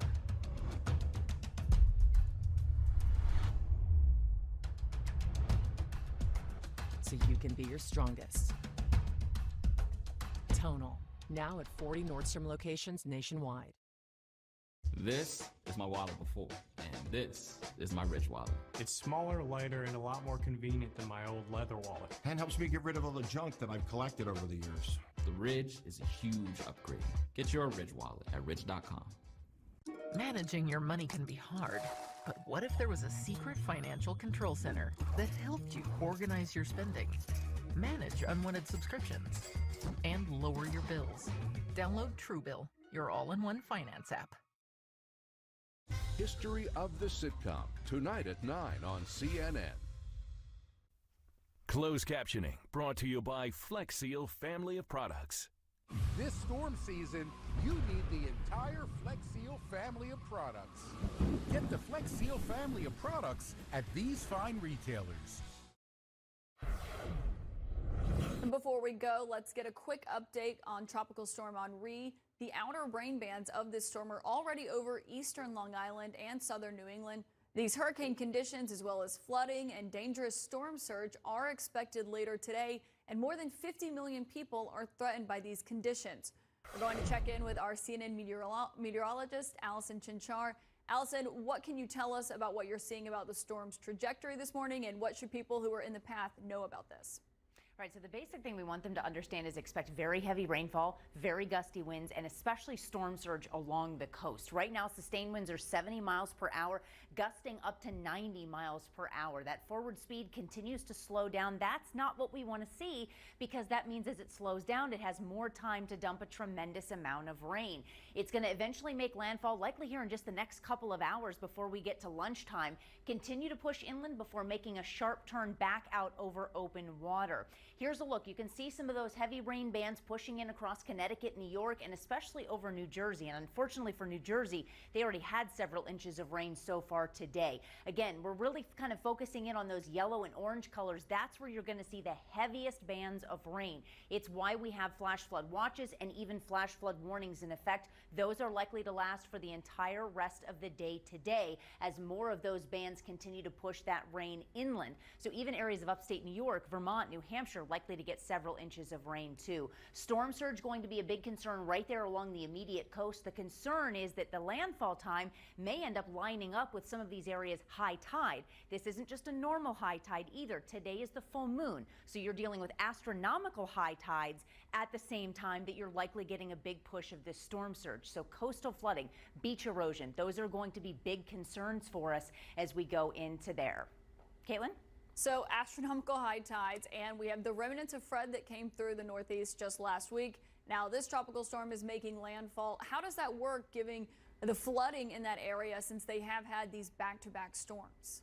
Yeah, I mean, this storm alone is expected to produce a tremendous amount of rain. But when you look at what this area has had just in the last week, look at all this yellow and orange here. This is because earlier in the week, we had the remnants of Fred move through so many of these same states. Now you're adding additional rain on top of that, several inches there. And the problem is when that ground is saturated like that, it's very easy to have trees and power lines come down with the winds. You're talking about an additional 2, 4, even 6 inches of rain on top of what they've already had the last several days. At that point, Caitlin, even a 40 to 60 mile per hour wind gust is enough to bring trees and power lines down. And so are we seeing any of that so far? Have there been power outages, flight delays? What are we seeing about in effects of how people are planning and what's actually happening now on the ground?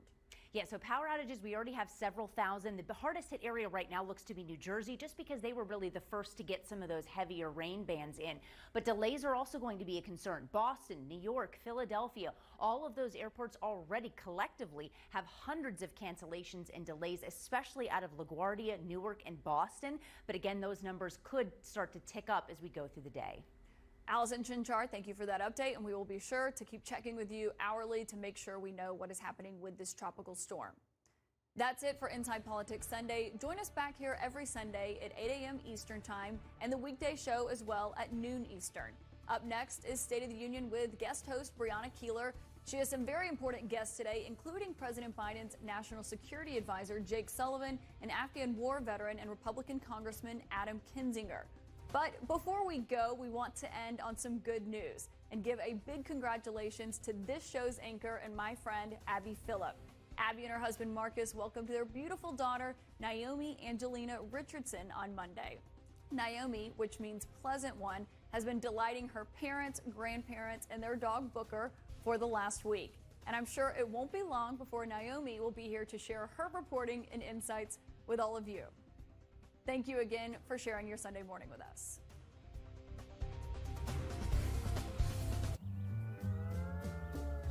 Oh, son of a poppy seed. Ah, there's no place like Panera. Enjoy the cool, refreshing strawberry poppy seed salad. Panera. Order on the app today. This is why you want Farmers Claim Forgiveness. Your home premium won't go up just because of this. Wow, that's something. You get a whole lot of something with Farmers Policy Perks. Get a quote today. We are farmers. Bum, bum, bum, bum, bum, bum. So you have diabetes. Here are some easy rules. No sugar, no pizza, no foods you love. Stress, no stress. Exercise, but no days off. Easy, no? But with Freestyle Libre 14-Day, you can take the mystery out of your diabetes. Now you know. Sir, you know what you want to order? Yes. Freestyle Libre 14-Day. Try it for free. Reminiscence is in theaters and on HBO Max. Don't go down this path. I have to find her. You think you want answers? You don't. Hugh Jackman. People don't just vanish. Where is he? There are some things we can't forget. You're going on a journey. Reminiscence, now playing in theaters and on HBO Max. Rated PG-13. At Empower Retirement, we believe in opening doors. Let us help move you towards financial freedom for all of life's moments. We've been helping over 12 million customers create the future they want, and we're ready to open some doors for you. Zoe for Azo here. You know how it typically goes. First you have urinary tract issues, then you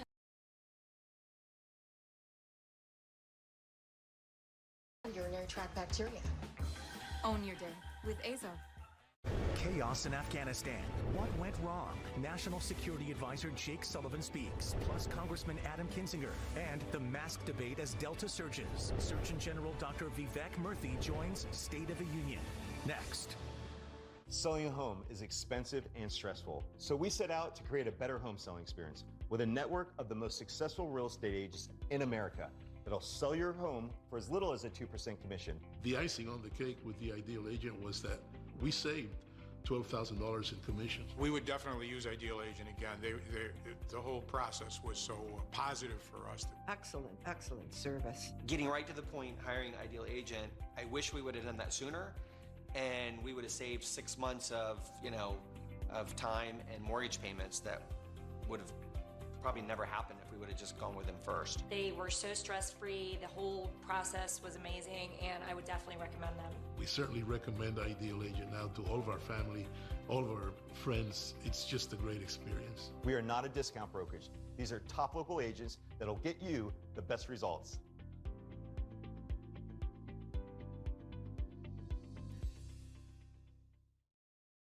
Jerusalem, city of faith and fury. Tonight at 10, only on CNN.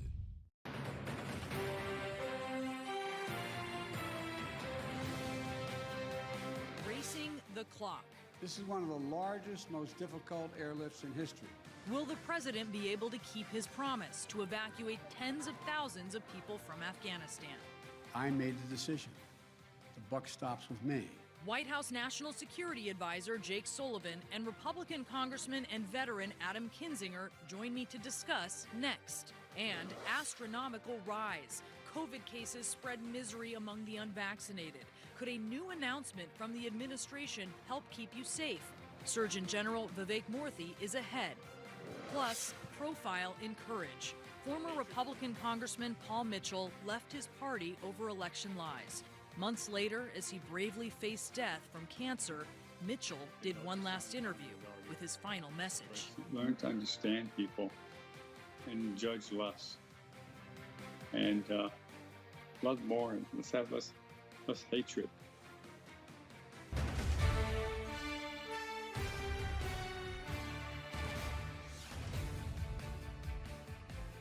Hello, I'm Brianna Keeler in Washington, where the State of our Union is worried about friends at home and abroad.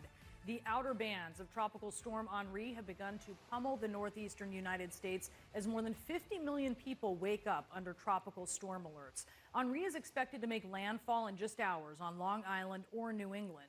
All the latest and an update about expected flooding and storm surge ahead. Now, we are also watching the situation in Afghanistan at the Kabul airport, growing more dangerous and desperate by the minute, with 14,000 people there waiting to get out. The State Department now warning Americans in Afghanistan not to travel to the airport, as a top U.S. official warns there is a strong possibility ISIS will attempt an attack there. A Pentagon spokesman did not rule out the possibility that U.S. troops would leave the airport to rescue Americans who could not get there safely. And after President Biden committed to evacuating any Americans who wanted to leave, as well as the tens of thousands of Afghan partners who helped the U.S. during the war. Over a 24-hour period this weekend, the U.S. evacuated 3,800 people from Afghanistan, and the Secretary of Defense has moved this morning to compel commercial airliners to help transport refugees from military bases in the region. Our Sam Kiley is there at the Kabul airport. Sam, can you tell us what you're seeing? Well, Brianna, in comparison to what Clarissa Ward has been reported when she left, things have settled down here at the airport. There are large numbers of evacuees now joining aircraft as I speak. There are 3 or 4, rather, C-17 standing by to take off from the Emirates and from Qatar and from the United States. And of course, a large military presence here. Large numbers of refugees also gathering on the outskirts of the perimeter, which we haven't yet been able to see, Brianna. But the situation inside the airport is incomparable to the situation outside the airport, where many thousands have been gathering, where at least 7 people were crushed to death in a stampede yesterday. I was speaking, though, just as he was about to embark on a Qatari flight to Kaim Noor, who is a well-known journalist here, who was evacuating, and he said he didn't know whether he was happy or heartbroken because he was going to be alive. He had already left the country once in the past due to Taliban threats back in 2016. He'd come back, worked on a lower profile, but of course is leaving behind his family and friends and didn't know when, if ever, he would be able to return to his home country. And another one also getting on that flight, another former journalist saying that he thought that Afghanistan was suffering a catastrophic brain drain now. And that is something that the Taliban is anxious to avoid, while simultaneously they've been promising to have a more inclusive regime compared to the medieval regime that they had in the late 1990s. But on the ground, there is absolutely no faith in their promises of that, as a consequence of which these huge numbers of people are trying to get out, Brianna. Yeah, there is no faith, and that is why they are risking life and limb to get out. Sam Kiley, thank you so much for that update from Kabul. Let's talk now with the President's National Security Advisor, Jake Sullivan, who is joining us from the White House. Jake, thank you so much for being with us this morning. Can you just tell us, do you know how many Americans and legal permanent residents are currently in Afghanistan awaiting evacuation? Thanks for having me, Brianna. We cannot give you a precise number, but we believe that it is several thousand Americans who we are working with now to try to get safely out of the country. The reason we can't give you a precise number is that we ask Americans when they come to Afghanistan to register with the embassy. Many come and do that, but then they leave and never deregister. Many others come and don't register at all. That is their right. It was their right, of course, to remain in Afghanistan as long as they wanted, and it's our responsibility to get them out. That is what we are in the process of doing right now.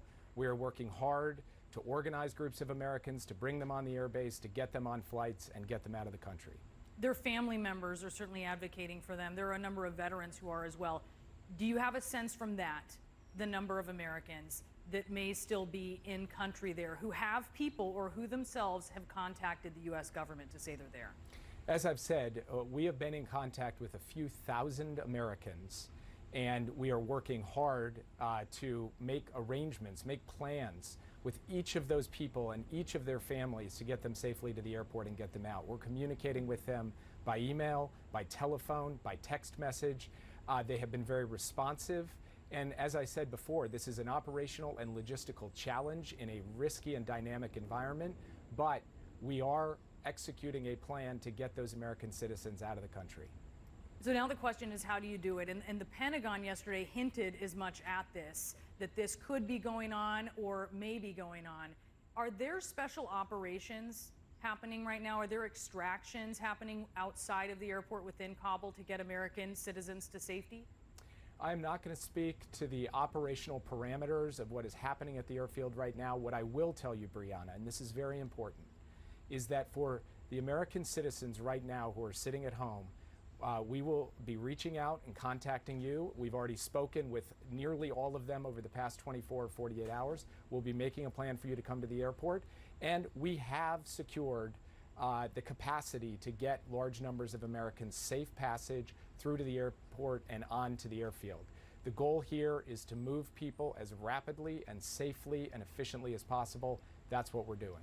You know, there are many Afghans, including Afghans who have a legal eligibility to be in the U.S., who are braving those conditions that you're warning Americans against at the airport because they know that the U.S. has a deadline.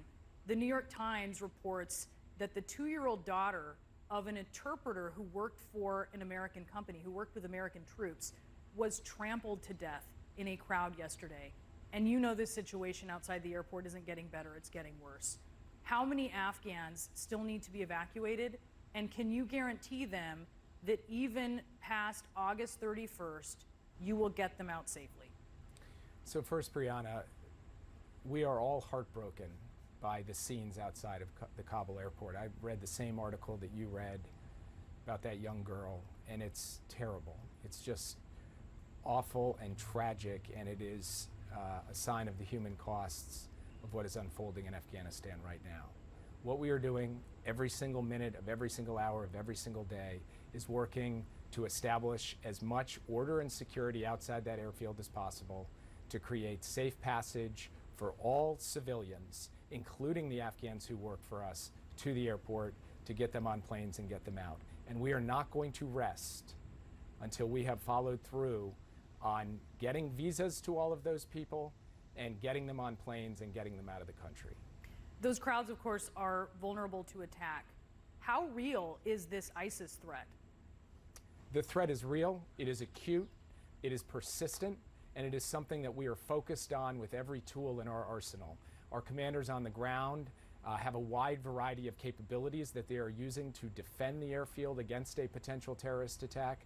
We are working hard with our intelligence community to try to isolate and determine where an attack might come from. It is something that we are placing paramount priority on stopping or disrupting, and we will do everything that we can for as long as we are on the ground to keep that from happening. But we are taking it absolutely deadly seriously. The U.S. is coordinating with the Taliban. The Haqqani network, which is a powerful hardline ally of the Taliban affiliated with al-Qaeda, is also involved in negotiations and security in Kabul. Its leader was designated as a terrorist a decade ago. Is the U.S. talking? Is the U.S. coordinating with the Haqqani network? We're engaging through military channels with the Taliban. The Taliban, obviously, to a considerable extent, are integrated with the Haqqani network. Our effort is with the Taliban military commanders currently in charge of security in Kabul, because they need to understand that Americans and those who have worked with us need safe passage to the airport, and if that passage is disrupted or operations are interfered with, the United States will deliver a swift and forceful response. You had actually at some point this week, at least one point, to stop flights leaving the Kabul airport as you had actually evacuees kind of building up inside, because there weren't places willing to accept the passengers that you're flying out at that moment. Are you increasing the capacity that other countries are willing to take? We now have agreements with 26 different countries on 4 different continents in what is an immense diplomatic and operational undertaking so that people leaving Kabul have places to go. We had an operational pause, as you said. Right now, flights are taking off, as your reporter just indicated. We are flying people out at an efficient clip. In fact, in the last 24 hours, the United States alone flew out 3,900 people on military aircraft, and our partners with flights we facilitated flew out 3,900 people for a total of more than 7,500 people in the last 24 hours. They are moving out to multiple different bases in multiple different countries, and that will continue as this operation unfolds. I do want to listen to something the president said on Friday that has gotten a lot of attention. Let's hear that. We know of no circumstance where American citizens are carrying an American passport are trying to get through to the airport. To the best of our knowledge, the Taliban checkpoints, they are letting through people showing American passports. All right, so we know that's not true. We know there are many instances where that has not been true, and the Pentagon has acknowledged that as well. We also, he also said that al-Qaeda is gone from Afghanistan, but of course, from the UN, from the Joint Chiefs, we know that is also untrue. Why is he misleading with his words here? First of all, I reject that characterization. With respect to al-Qaeda, right now our intelligence community does not believe that al-Qaeda in Afghanistan represents a threat to the United States homeland. That's what the president was referring to. He has also clearly said over time that al-Qaeda could, in the future, represent a threat to the U.S. homeland, and that is why he has positioned an over-the-horizon capability with intelligence assets and defense assets to ensure that never happens. And he has pointed out that we have been able to deal with and suppress terrorist threats in other countries that do have attack capabilities against America without a permanent military presence on the ground. We intend to do the same thing when it comes to Afghanistan. On Americans who have clearly had problems getting through the Taliban? So first, what the president has consistently directed his team to do, and what he has explained, in fact, in that very press conference, is that if there are any issues with the movement of Americans through the city, we have dealt with those cases one by one and resolved them when that information is presented to us. There is another challenge, though, Brianna, which your team has reported on quite effectively, which is Americans who then get to the airport have had a hard time getting inside because of the very large crowds of people outside. That is a logistical challenge we've been working on over the course of the past 72 hours. We now believe that we have alternative methods of getting Americans into the airport. That's what we're executing as we speak. All right, Jake, thank you so much for being with us. Jake Sullivan at the White House. We appreciate it. Thank you. A critic of both President Biden and former President Trump over the Afghanistan withdrawal, GOP Congressman Adam Kinzinger, who served there, will join us next. Some Americans are taking a horse drug to ward off COVID-19 symptoms. Obviously, don't do that. The Surgeon General is going to join us ahead. Imagine having the elite performance of Goodyear now on your Skechers. Enhance your traction, durability, and stability with Skechers, featuring the top-tier performance of premium Goodyear rubber. Get all-season performance with Goodyear and Skechers. Hitting the road this summer? Not all 5G networks are created equal. T-Mobile covers more interstate highway miles with 5G than the other guys. T-Mobile, America's largest, fastest, most reliable 5G network. Ever better. It's when disruption hits your supply chain, and Ryder makes you ever ready with end-to-end warehouse, transportation, and logistics solutions. Ever flexible through our e-commerce fulfillment network and last-mile delivery. Ever seeing with innovative technology that provides real-time visibility. Ever better is not a tagline. It's our standard. Discover how Ryder Supply Chain Solutions can make you ever better. Here's my new dress. What's that? Oh, Damprid. Damprid? Yeah, Damprid. Gets rid of musty odors. How? Well, Damprid attracts and traps excess moisture. Eliminating the source of musty odors. Mustiness, gone. I'm Sue and I have type 1 diabetes. I depend on Medicare to get my medicines. It's not always easy, but I make it work. Now some in Congress want to make things even harder. They want to repeal a protection in Medicare that protects access to my medicines. They call it negotiation, but it really means the government decides what medicines I can get. That would make it harder for people on Medicare to get the medicines we need. Medicare means access. Please don't take that away. Paid for by Pharma. Joint pain, swelling, tenderness. My psoriasis. Cosentyx works on all of this. Cosentyx can help you look and feel better by treating the multiple symptoms of psoriatic arthritis. Don't use if you're allergic to Cosentyx. Before starting, get checked for tuberculosis. An increased risk of infections, some serious, and the lowered ability to fight them may occur. Tell your doctor about an infection or symptoms, or if you've had a vaccine or plan to. Tell your doctor if your Crohn's disease symptoms develop or worsen. Serious allergic reactions may occur. Watch me. Get real relief with Cosentyx. Helen knew exercise could help her diabetes, but she didn't know what was right for her. No. Nope. No way. But then Helen went from no to no. With Freestyle Libre 14-Day, now she knows what activity helps lower her glucose and can see what works best for her. Take the mystery out of your glucose levels and lower your A1C. Now you know. Freestyle Libre 14-Day, now covered by Medicare for those who qualify. My job search was so frustrating.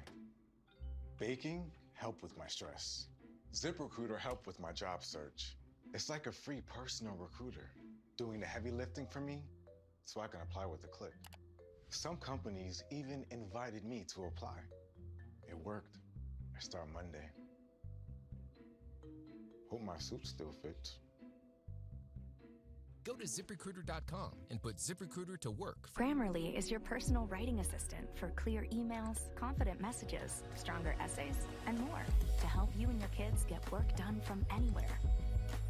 Write with Grammarly, wherever you work. Download today at Grammarly.com. Over the years, Mercedes-Benz has patented thousands of safety innovations, crash-tested so many cars we've stopped counting, and built our most punishing test facility yet in our effort to build the world's safest cars. We've created crumple zones and autonomous braking, active lane keeping assist and blind spot assist, We've introduced airbags, side curtain airbags, and now the first ever rear-mounted front impact airbags. All in the hope that you never need any of it.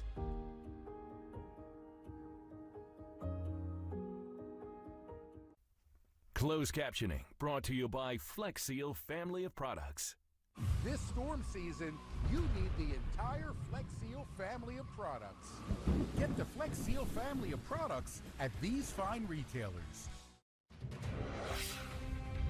Welcome back to State of the Union. I am Brianna Keeler. Tens of thousands of Afghan refugees, many who assisted the U.S. military during 20 years of war, are now desperately trying to make their way into the Kabul airport. Here in the U.S., governors from both parties are saying they will offer aid and welcome these refugees, but resistance is already building among some in the Republican Party. Let's talk now with Republican Congressman Adam Kinzinger, who served as an Air Force pilot in Afghanistan. He is with us now. Sir, thanks for being here. We just spoke with the National Security Advisor, Jake Sullivan, and I want to get your reaction to what we heard from him. Do you think that things are getting better? Well, I mean, I guess given where we are and the fact that we have the best military in the world that can really execute anything, we're better than we were. We're in a better place than we were a week ago. That doesn't mean we're in a good spot. And I think we have a responsibility to talk about what went wrong. Where we're screwing up is we just sit here and point fingers at the other party because that's what we're obsessed about. But this was a disastrous withdrawal from Afghanistan. Even, Jake himself said, look, yes, there is a acute ISIS threat on the ground. So how is it that we leave Afghanistan? We're going to be able to maintain a counterterrorism posture, supposedly, with this over-the-horizon, magic stuff we have. But there's already an ISIS threat there when we're there. Why is the Taliban, like what prior administrations have said, not attacking ISIS? Because once we finally leave and we finish this evacuation, which I certainly hope we're committed to following through with every American and every Afghan that helped us and deserves that shot to come home, I have no idea how we're going to be able to maintain that posture and stop the growth of terrorism. It's a real concern. As we're looking at making good on that promise, the U.S. making good on that promise you just talked about, the Pentagon spokesman was asked earlier this week about U.S. troops operating outside the Kabul airport, and he was clear they weren't doing it. It now seems like that may not be the case. It seems, according to what the Pentagon was saying yesterday, that there may be some of that happening. Is that your understanding, that U.S. troops are outside the airport, that there could be special operations extracting people? I wouldn't be surprised. I don't know that off anything besides open source reporting. But let me say this, and I think this is a really important thing, Brianna, is we kind of have this failure of confidence right now in this country, and I think we could do a whole segment talking about what went wrong in the nation building side of this. I don't think it's as easy as saying we're not good at nation building, but even the people that are totally against Afghanistan say we're really good at fighting, we're just not good at building back. Okay, assuming that, why are we sitting in the Kabul airport and in Afghanistan right now with such a lack of confidence that we're begging the Taliban to allow us to save our own citizens, that we're very scared to death to talk about if anybody's gone outside of the wire? Because the United States military is truly capable of anything.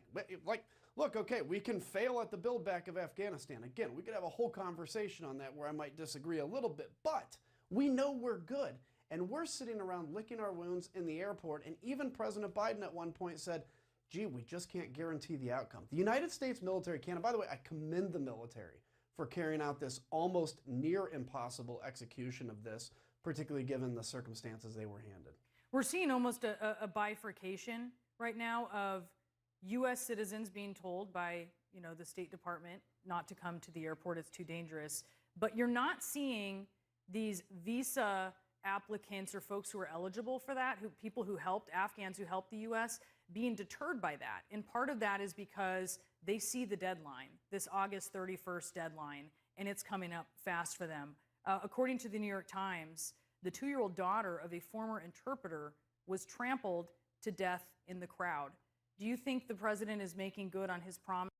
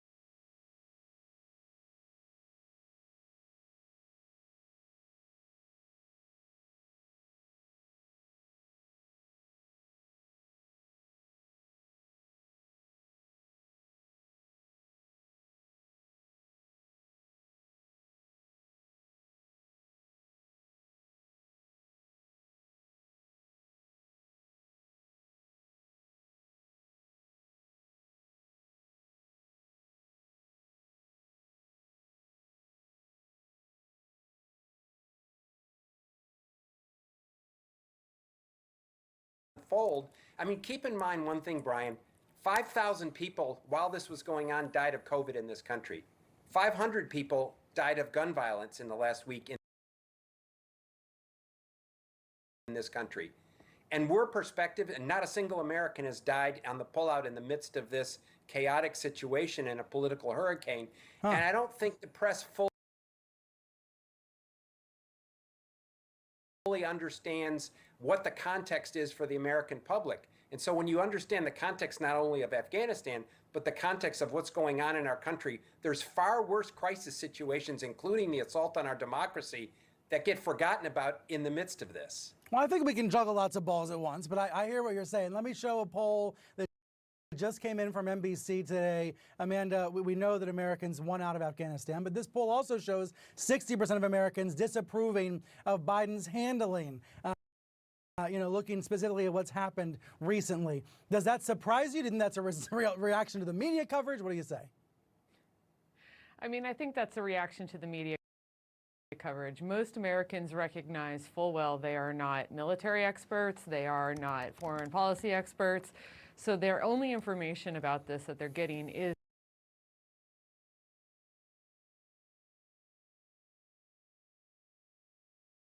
from the media.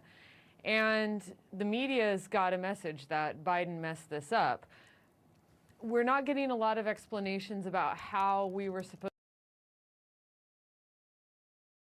to ever have a bloodless withdrawal from a conflict with an enemy like the Taliban. But it makes sense that people would go, well, the news says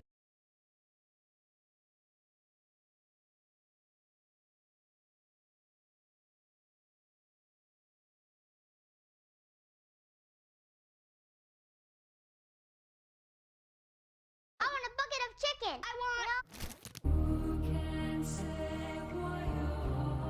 It's the easiest because it's the cheesiest. Kraft for the win-win. Here's my new dress. What's that? Oh, Damp Rid. Damp Rid? Damp Rid. It gets rid of musty odors, How? Damp Rid attracts and traps excess moisture. eliminating the source of musty odors. Mustiness, gone. Damp Rid. Arby's, 2 for $6 every day. Classic beef and cheddar hard. 2 of those things for just $6. Arby's, we have the meat. Washed your hands a lot today? Probably like 40 times. Hands feel dry? Like sandpaper. Introducing new Dove Hand Wash with 5 times moisturizer blend. Removes germs in seconds. Moisturizes for hours. Soft, smooth. New Dove Hand Wash. I'm Shilan. I am a mom and a real estate agent. After having a kid, everything that you used to do for yourself goes out the window. The lines that I was seeing in my forehead were getting deeper than I was used to them being. And I realized, you know what? I can focus again on myself. So what do you see when you look at yourself? I see someone who is growing and changing, who loves and is loved. Botox Cosmetic is FDA approved to temporarily make frown lines, crow's feet, and forehead lines look better. The effects of Botox Cosmetic may spread hours to weeks after injection, causing serious symptoms. Alert your doctor right away as difficulty swallowing, speaking, breathing, eye problems, or muscle weakness may be a sign of a life-threatening condition. Do not receive Botox Cosmetic if you have a skin infection. Side effects may include allergic reactions, injection site pain, headache, eyebrow, eyelid drooping, and eyelid swelling. Tell your doctor about your medical history, muscle or nerve conditions, and medications including botulinum toxins, as these may increase the risk of serious side effects. See for yourself at BotoxCosmetic.com. If you have diabetes, it's important to have confidence in the nutritional drink you choose. Try Boost Glucose Control. It's clinically shown to help manage blood sugar levels and contains high-quality protein to help manage hunger and support muscle health. Try Boost today. Zoe Frazo here. You know how it typically goes. First you have urinary tract issues, then you have yeast issues. Stop going in circles. Azo Dual Protection fights yeast growth and urinary tract bacteria. Own your day with Azo. Don't you just love the look on the kids' faces? Yeah, that look of pure terror. No, the smile. And that second right before the first tear comes. What? Pizza on a bagel. We can all agree with that. Do you want a hug? From the start of each day to when the day grows dark, we see that spark. We see it in your smile, your style. We see it in your heart. Thank you for sharing your spark. The sitcom has provided so much joy in times of uncertainty. The more dire the circumstances, the more you need sitcoms. Once you're laughing, you forget everything. History of the Sitcom, tonight at 9 on CNN. I thought I had my shot at college, and then I did learn about the program with Coursera. I had another chance. With a bachelor's degree, you can increase your weekly earnings by around 67%. On Coursera, you can earn career-advancing bachelor's degrees online from world-class universities for an affordable price. Learning on Coursera makes me feel empowered. I was very surprised at how affordable the program was. Courses, professional certificates, bachelor's and master's degrees. Join for free at Coursera.org. Coursera. Learn without limits.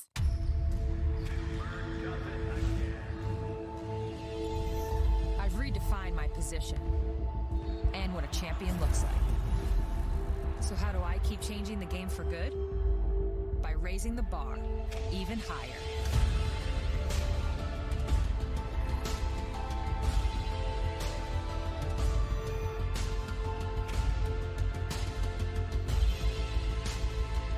Tonal, be your strongest. I'm Derek Van Dam in Providence, Rhode Island, and this is CNN. Hey, welcome back to Reliable Sources. I'm Brian Stelter. Remember in late July, there were numerous news stories about Phil Valentine, a conservative talk show host in Nashville who had downplayed COVID-19 for months before getting sick and getting hospitalized. His family members said he regretted his vaccine mockery, and there's no doubt that he did. The vaccine almost certainly would have kept him out of the hospital. Valentine's condition worsened earlier this month, and the news stories stopped. The updates on his condition stopped. And now I am sorry to report that Phil Valentine has died. As I said, he did eventually express regret at questioning the vaccine, but that came too late. And these news headlines this weekend are all about, this one example, this one life lost too soon after battling COVID-19. That brings me to this stage now, and Donald Trump, who was at a rally in Alabama last night, getting cheers from the crowd, cheers that suddenly came to a halt when he touted the vaccine. Take the vaccines. I did it. It's good. Take the vaccines. But no, that's okay. That's all right. You got your freedoms. But I happen to take the vaccine. You've got your freedoms, he says. It is awful to have to examine the right-wing content, the crap that masquerades for news that's full of anti-vaccine rhetoric. You do it, you listen to these radio shows, you watch these television shows, and you think about the real-world consequences for people like Phil Valentine. But I have to tell you, hosts on Fox are still downplaying the vaccine, still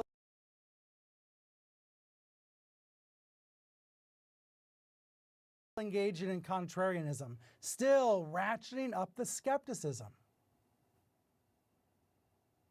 If you can't get the vaccination, you have to shelter in place now, like an American in Afghanistan? Some people can't get the vaccine or simply won't. Is Fauci's solution to make them? The science shows the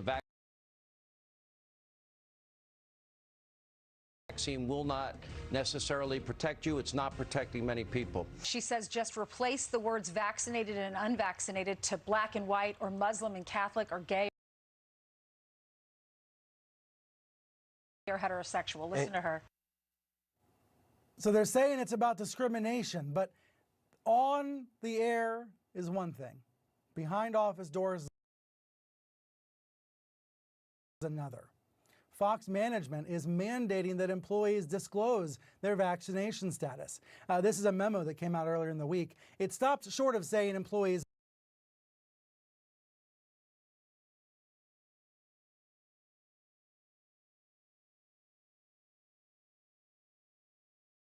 must have a shot in order to enter the office, but it says that staffers must disclose whether they've been vaccinated. There are real life consequences for this misinformation and this nonsense. So when is Fox ever going to be held accountable? Let's talk about it with Oliver Darcy, CNN senior media reporter. Oliver, you wrote about this this vaccine passport type thing at Fox.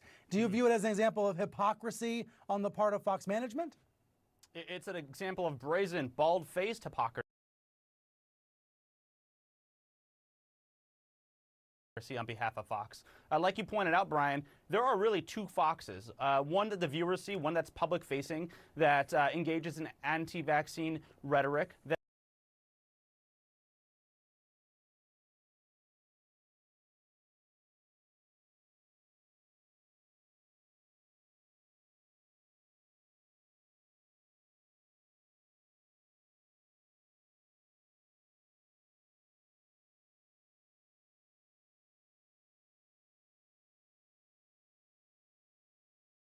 They want to keep Fox's employees safe while making it more difficult for others to also be safe.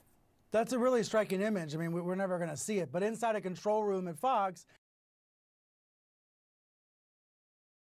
everyone's wearing a mask, and then you've got some of the stars on Fox mocking masks. Right. It's amazing, really, when you think about it, that as Laura Ingraham or Tucker Carlson is really putting out this anti-mask venom, this anti-public health protocol venom out there, that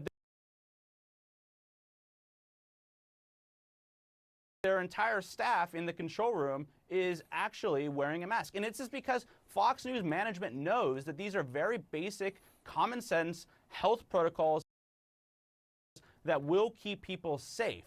But they're still allowing their top faces on Fox to go out there and tell people that that's not true. And that's what's so hypocritical and really, frankly, appalling about what they're doing over there.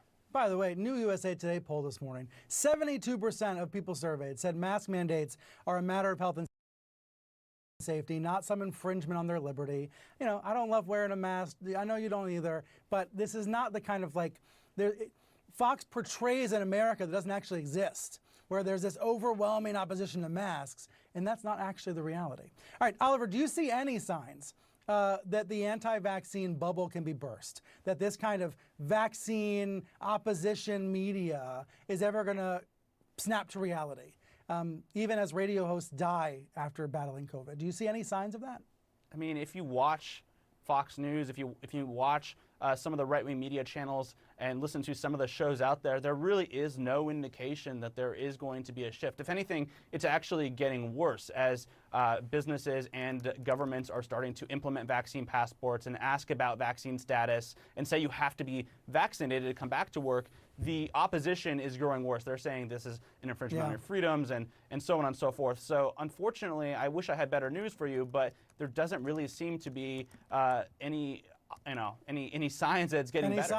Any signs of it. Although thankfully, vaccine acceptance, people getting vaccinated, it is ticking up somewhat.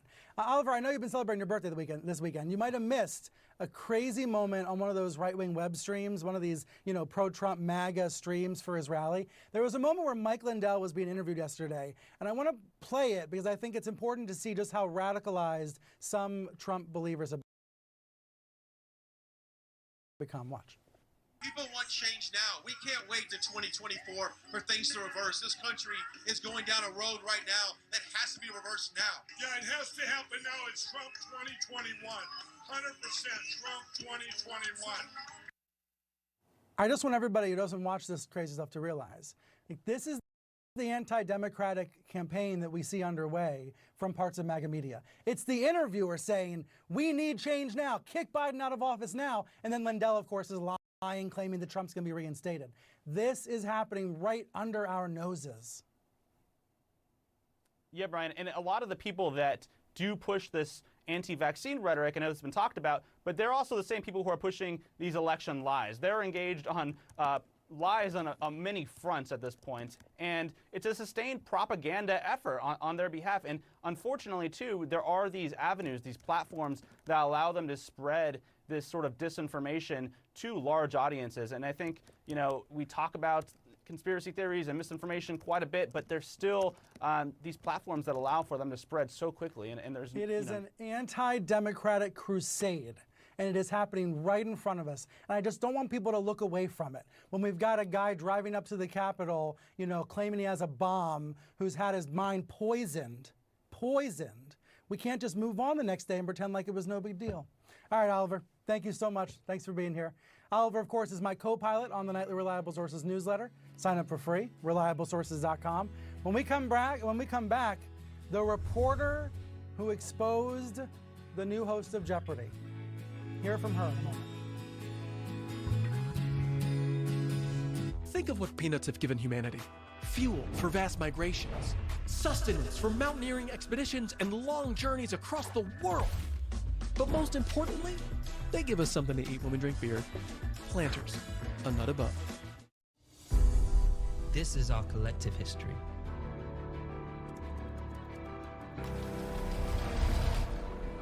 Together, it's ours to protect.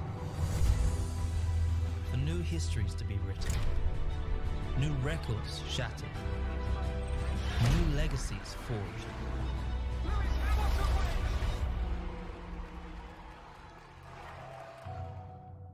CrowdStrike. We stop breaches. Ever wanted the sensation like you're floating on air? You can with Skechers' new Glide Step footwear. Feels like you're floating as our Aero Comfort outsoles give you a pillowy soft landing, then propel you forward. Plus, they have Skechers' exclusive air-cooled memory foam. Try Skechers' new Glide Step. Real progress? When you're affected by schizophrenia, you see it differently. It's in the small, everyday moments, and in the places you'd never expect. A little sign of hope, the feeling of freedom. And once these little moments start adding up, that's when it feels like so much more. It feels like real progress. Caplyta effectively treats adults with schizophrenia, and it's just one pill once a day with no titration. Caplyta can cause serious side effects. Elderly dementia patients have increased risk of death or stroke. Call your doctor about fever, stiff muscles, or confusion, which can mean a life-threatening reaction, or uncontrollable muscle movements, which may be permanent. Dizziness upon standing, falls, and impaired judgment may occur. Most common side effects include sleepiness and dry mouth. High cholesterol and weight gain may occur, as can high blood sugar, which may be fatal. In clinical trials, weight, cholesterol, and blood sugar changes were similar to placebo. So if you're affected by schizophrenia, ask your doctor about Caplyta from Intracellular Therapies. Let's get some hotcakes and, the menu suggests a cinnamon roll with your meal. How do they know what people like? How do windmills power people's houses? How are we watching a slide? Caution, objects on the road ahead. How did it know that? We made it. Wow, how did you find out about this place?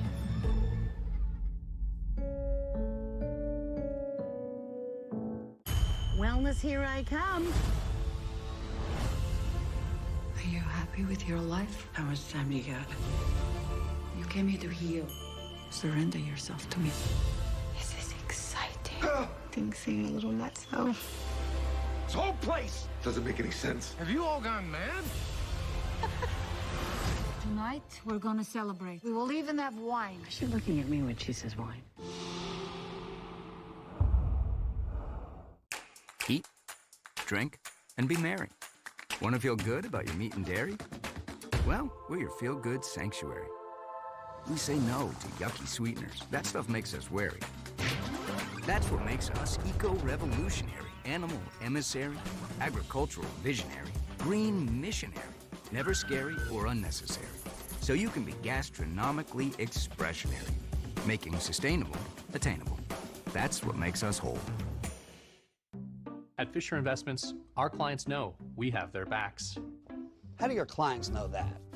Because as a fiduciary, it's our responsibility to always put clients first. So you do it because you have to? No, we do it because it's the right thing to do. We help clients enjoy a comfortable retirement. Sounds like a big responsibility. One that we don't take lightly. It's why our fees are structured so we do better when our clients do better. Fisher Investments is clearly different. Jeopardy needs a new host again. Executive producer Mike Richards lobbied for the job behind closed doors, but now he's stepping down after just one day of tapings. So Sony has to find a new permanent host to take over for Alex Trebek. This shocking turn of events would not have happened were it not for the extensive investigation by the Ringer reporter Claire McNear. She exposed a slew of offensive comments toward women, Jews, Asians, and others, all in Richard's past. They were on an old podcast that he recorded.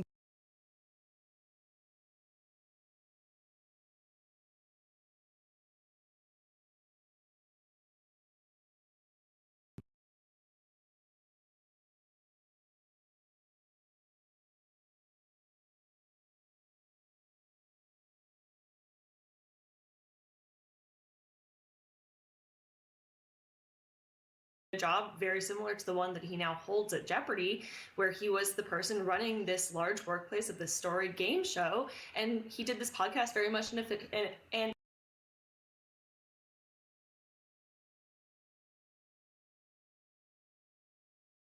an official capacity. Yeah. Taped it right there on the set and everything. So, you know, it kind of, I think was fairly shocking to people, but of course it's also shocking that Sony says they didn't know about it. Last year, you wrote the book, Answers in the Form of Questions. I love this book. It's the definitive history of Jeopardy. It's all about the Trebek years. But you also looked forward and what's going to happen. So who's going to be the new host, Claire? If anybody knows, you know. I mean, that's a good question. They've said they're going back to guest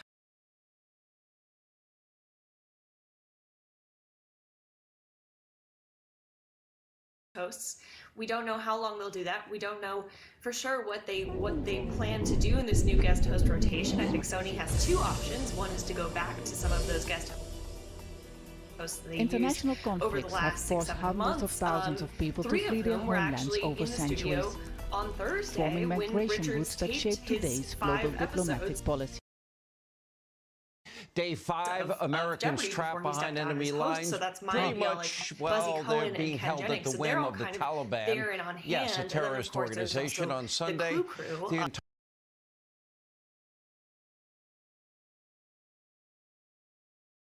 who kind of provide an in-house possibility as well. But it's also possible that Sony now will go with new hosts. I mean, people who perhaps have more experience in game shows, which didn't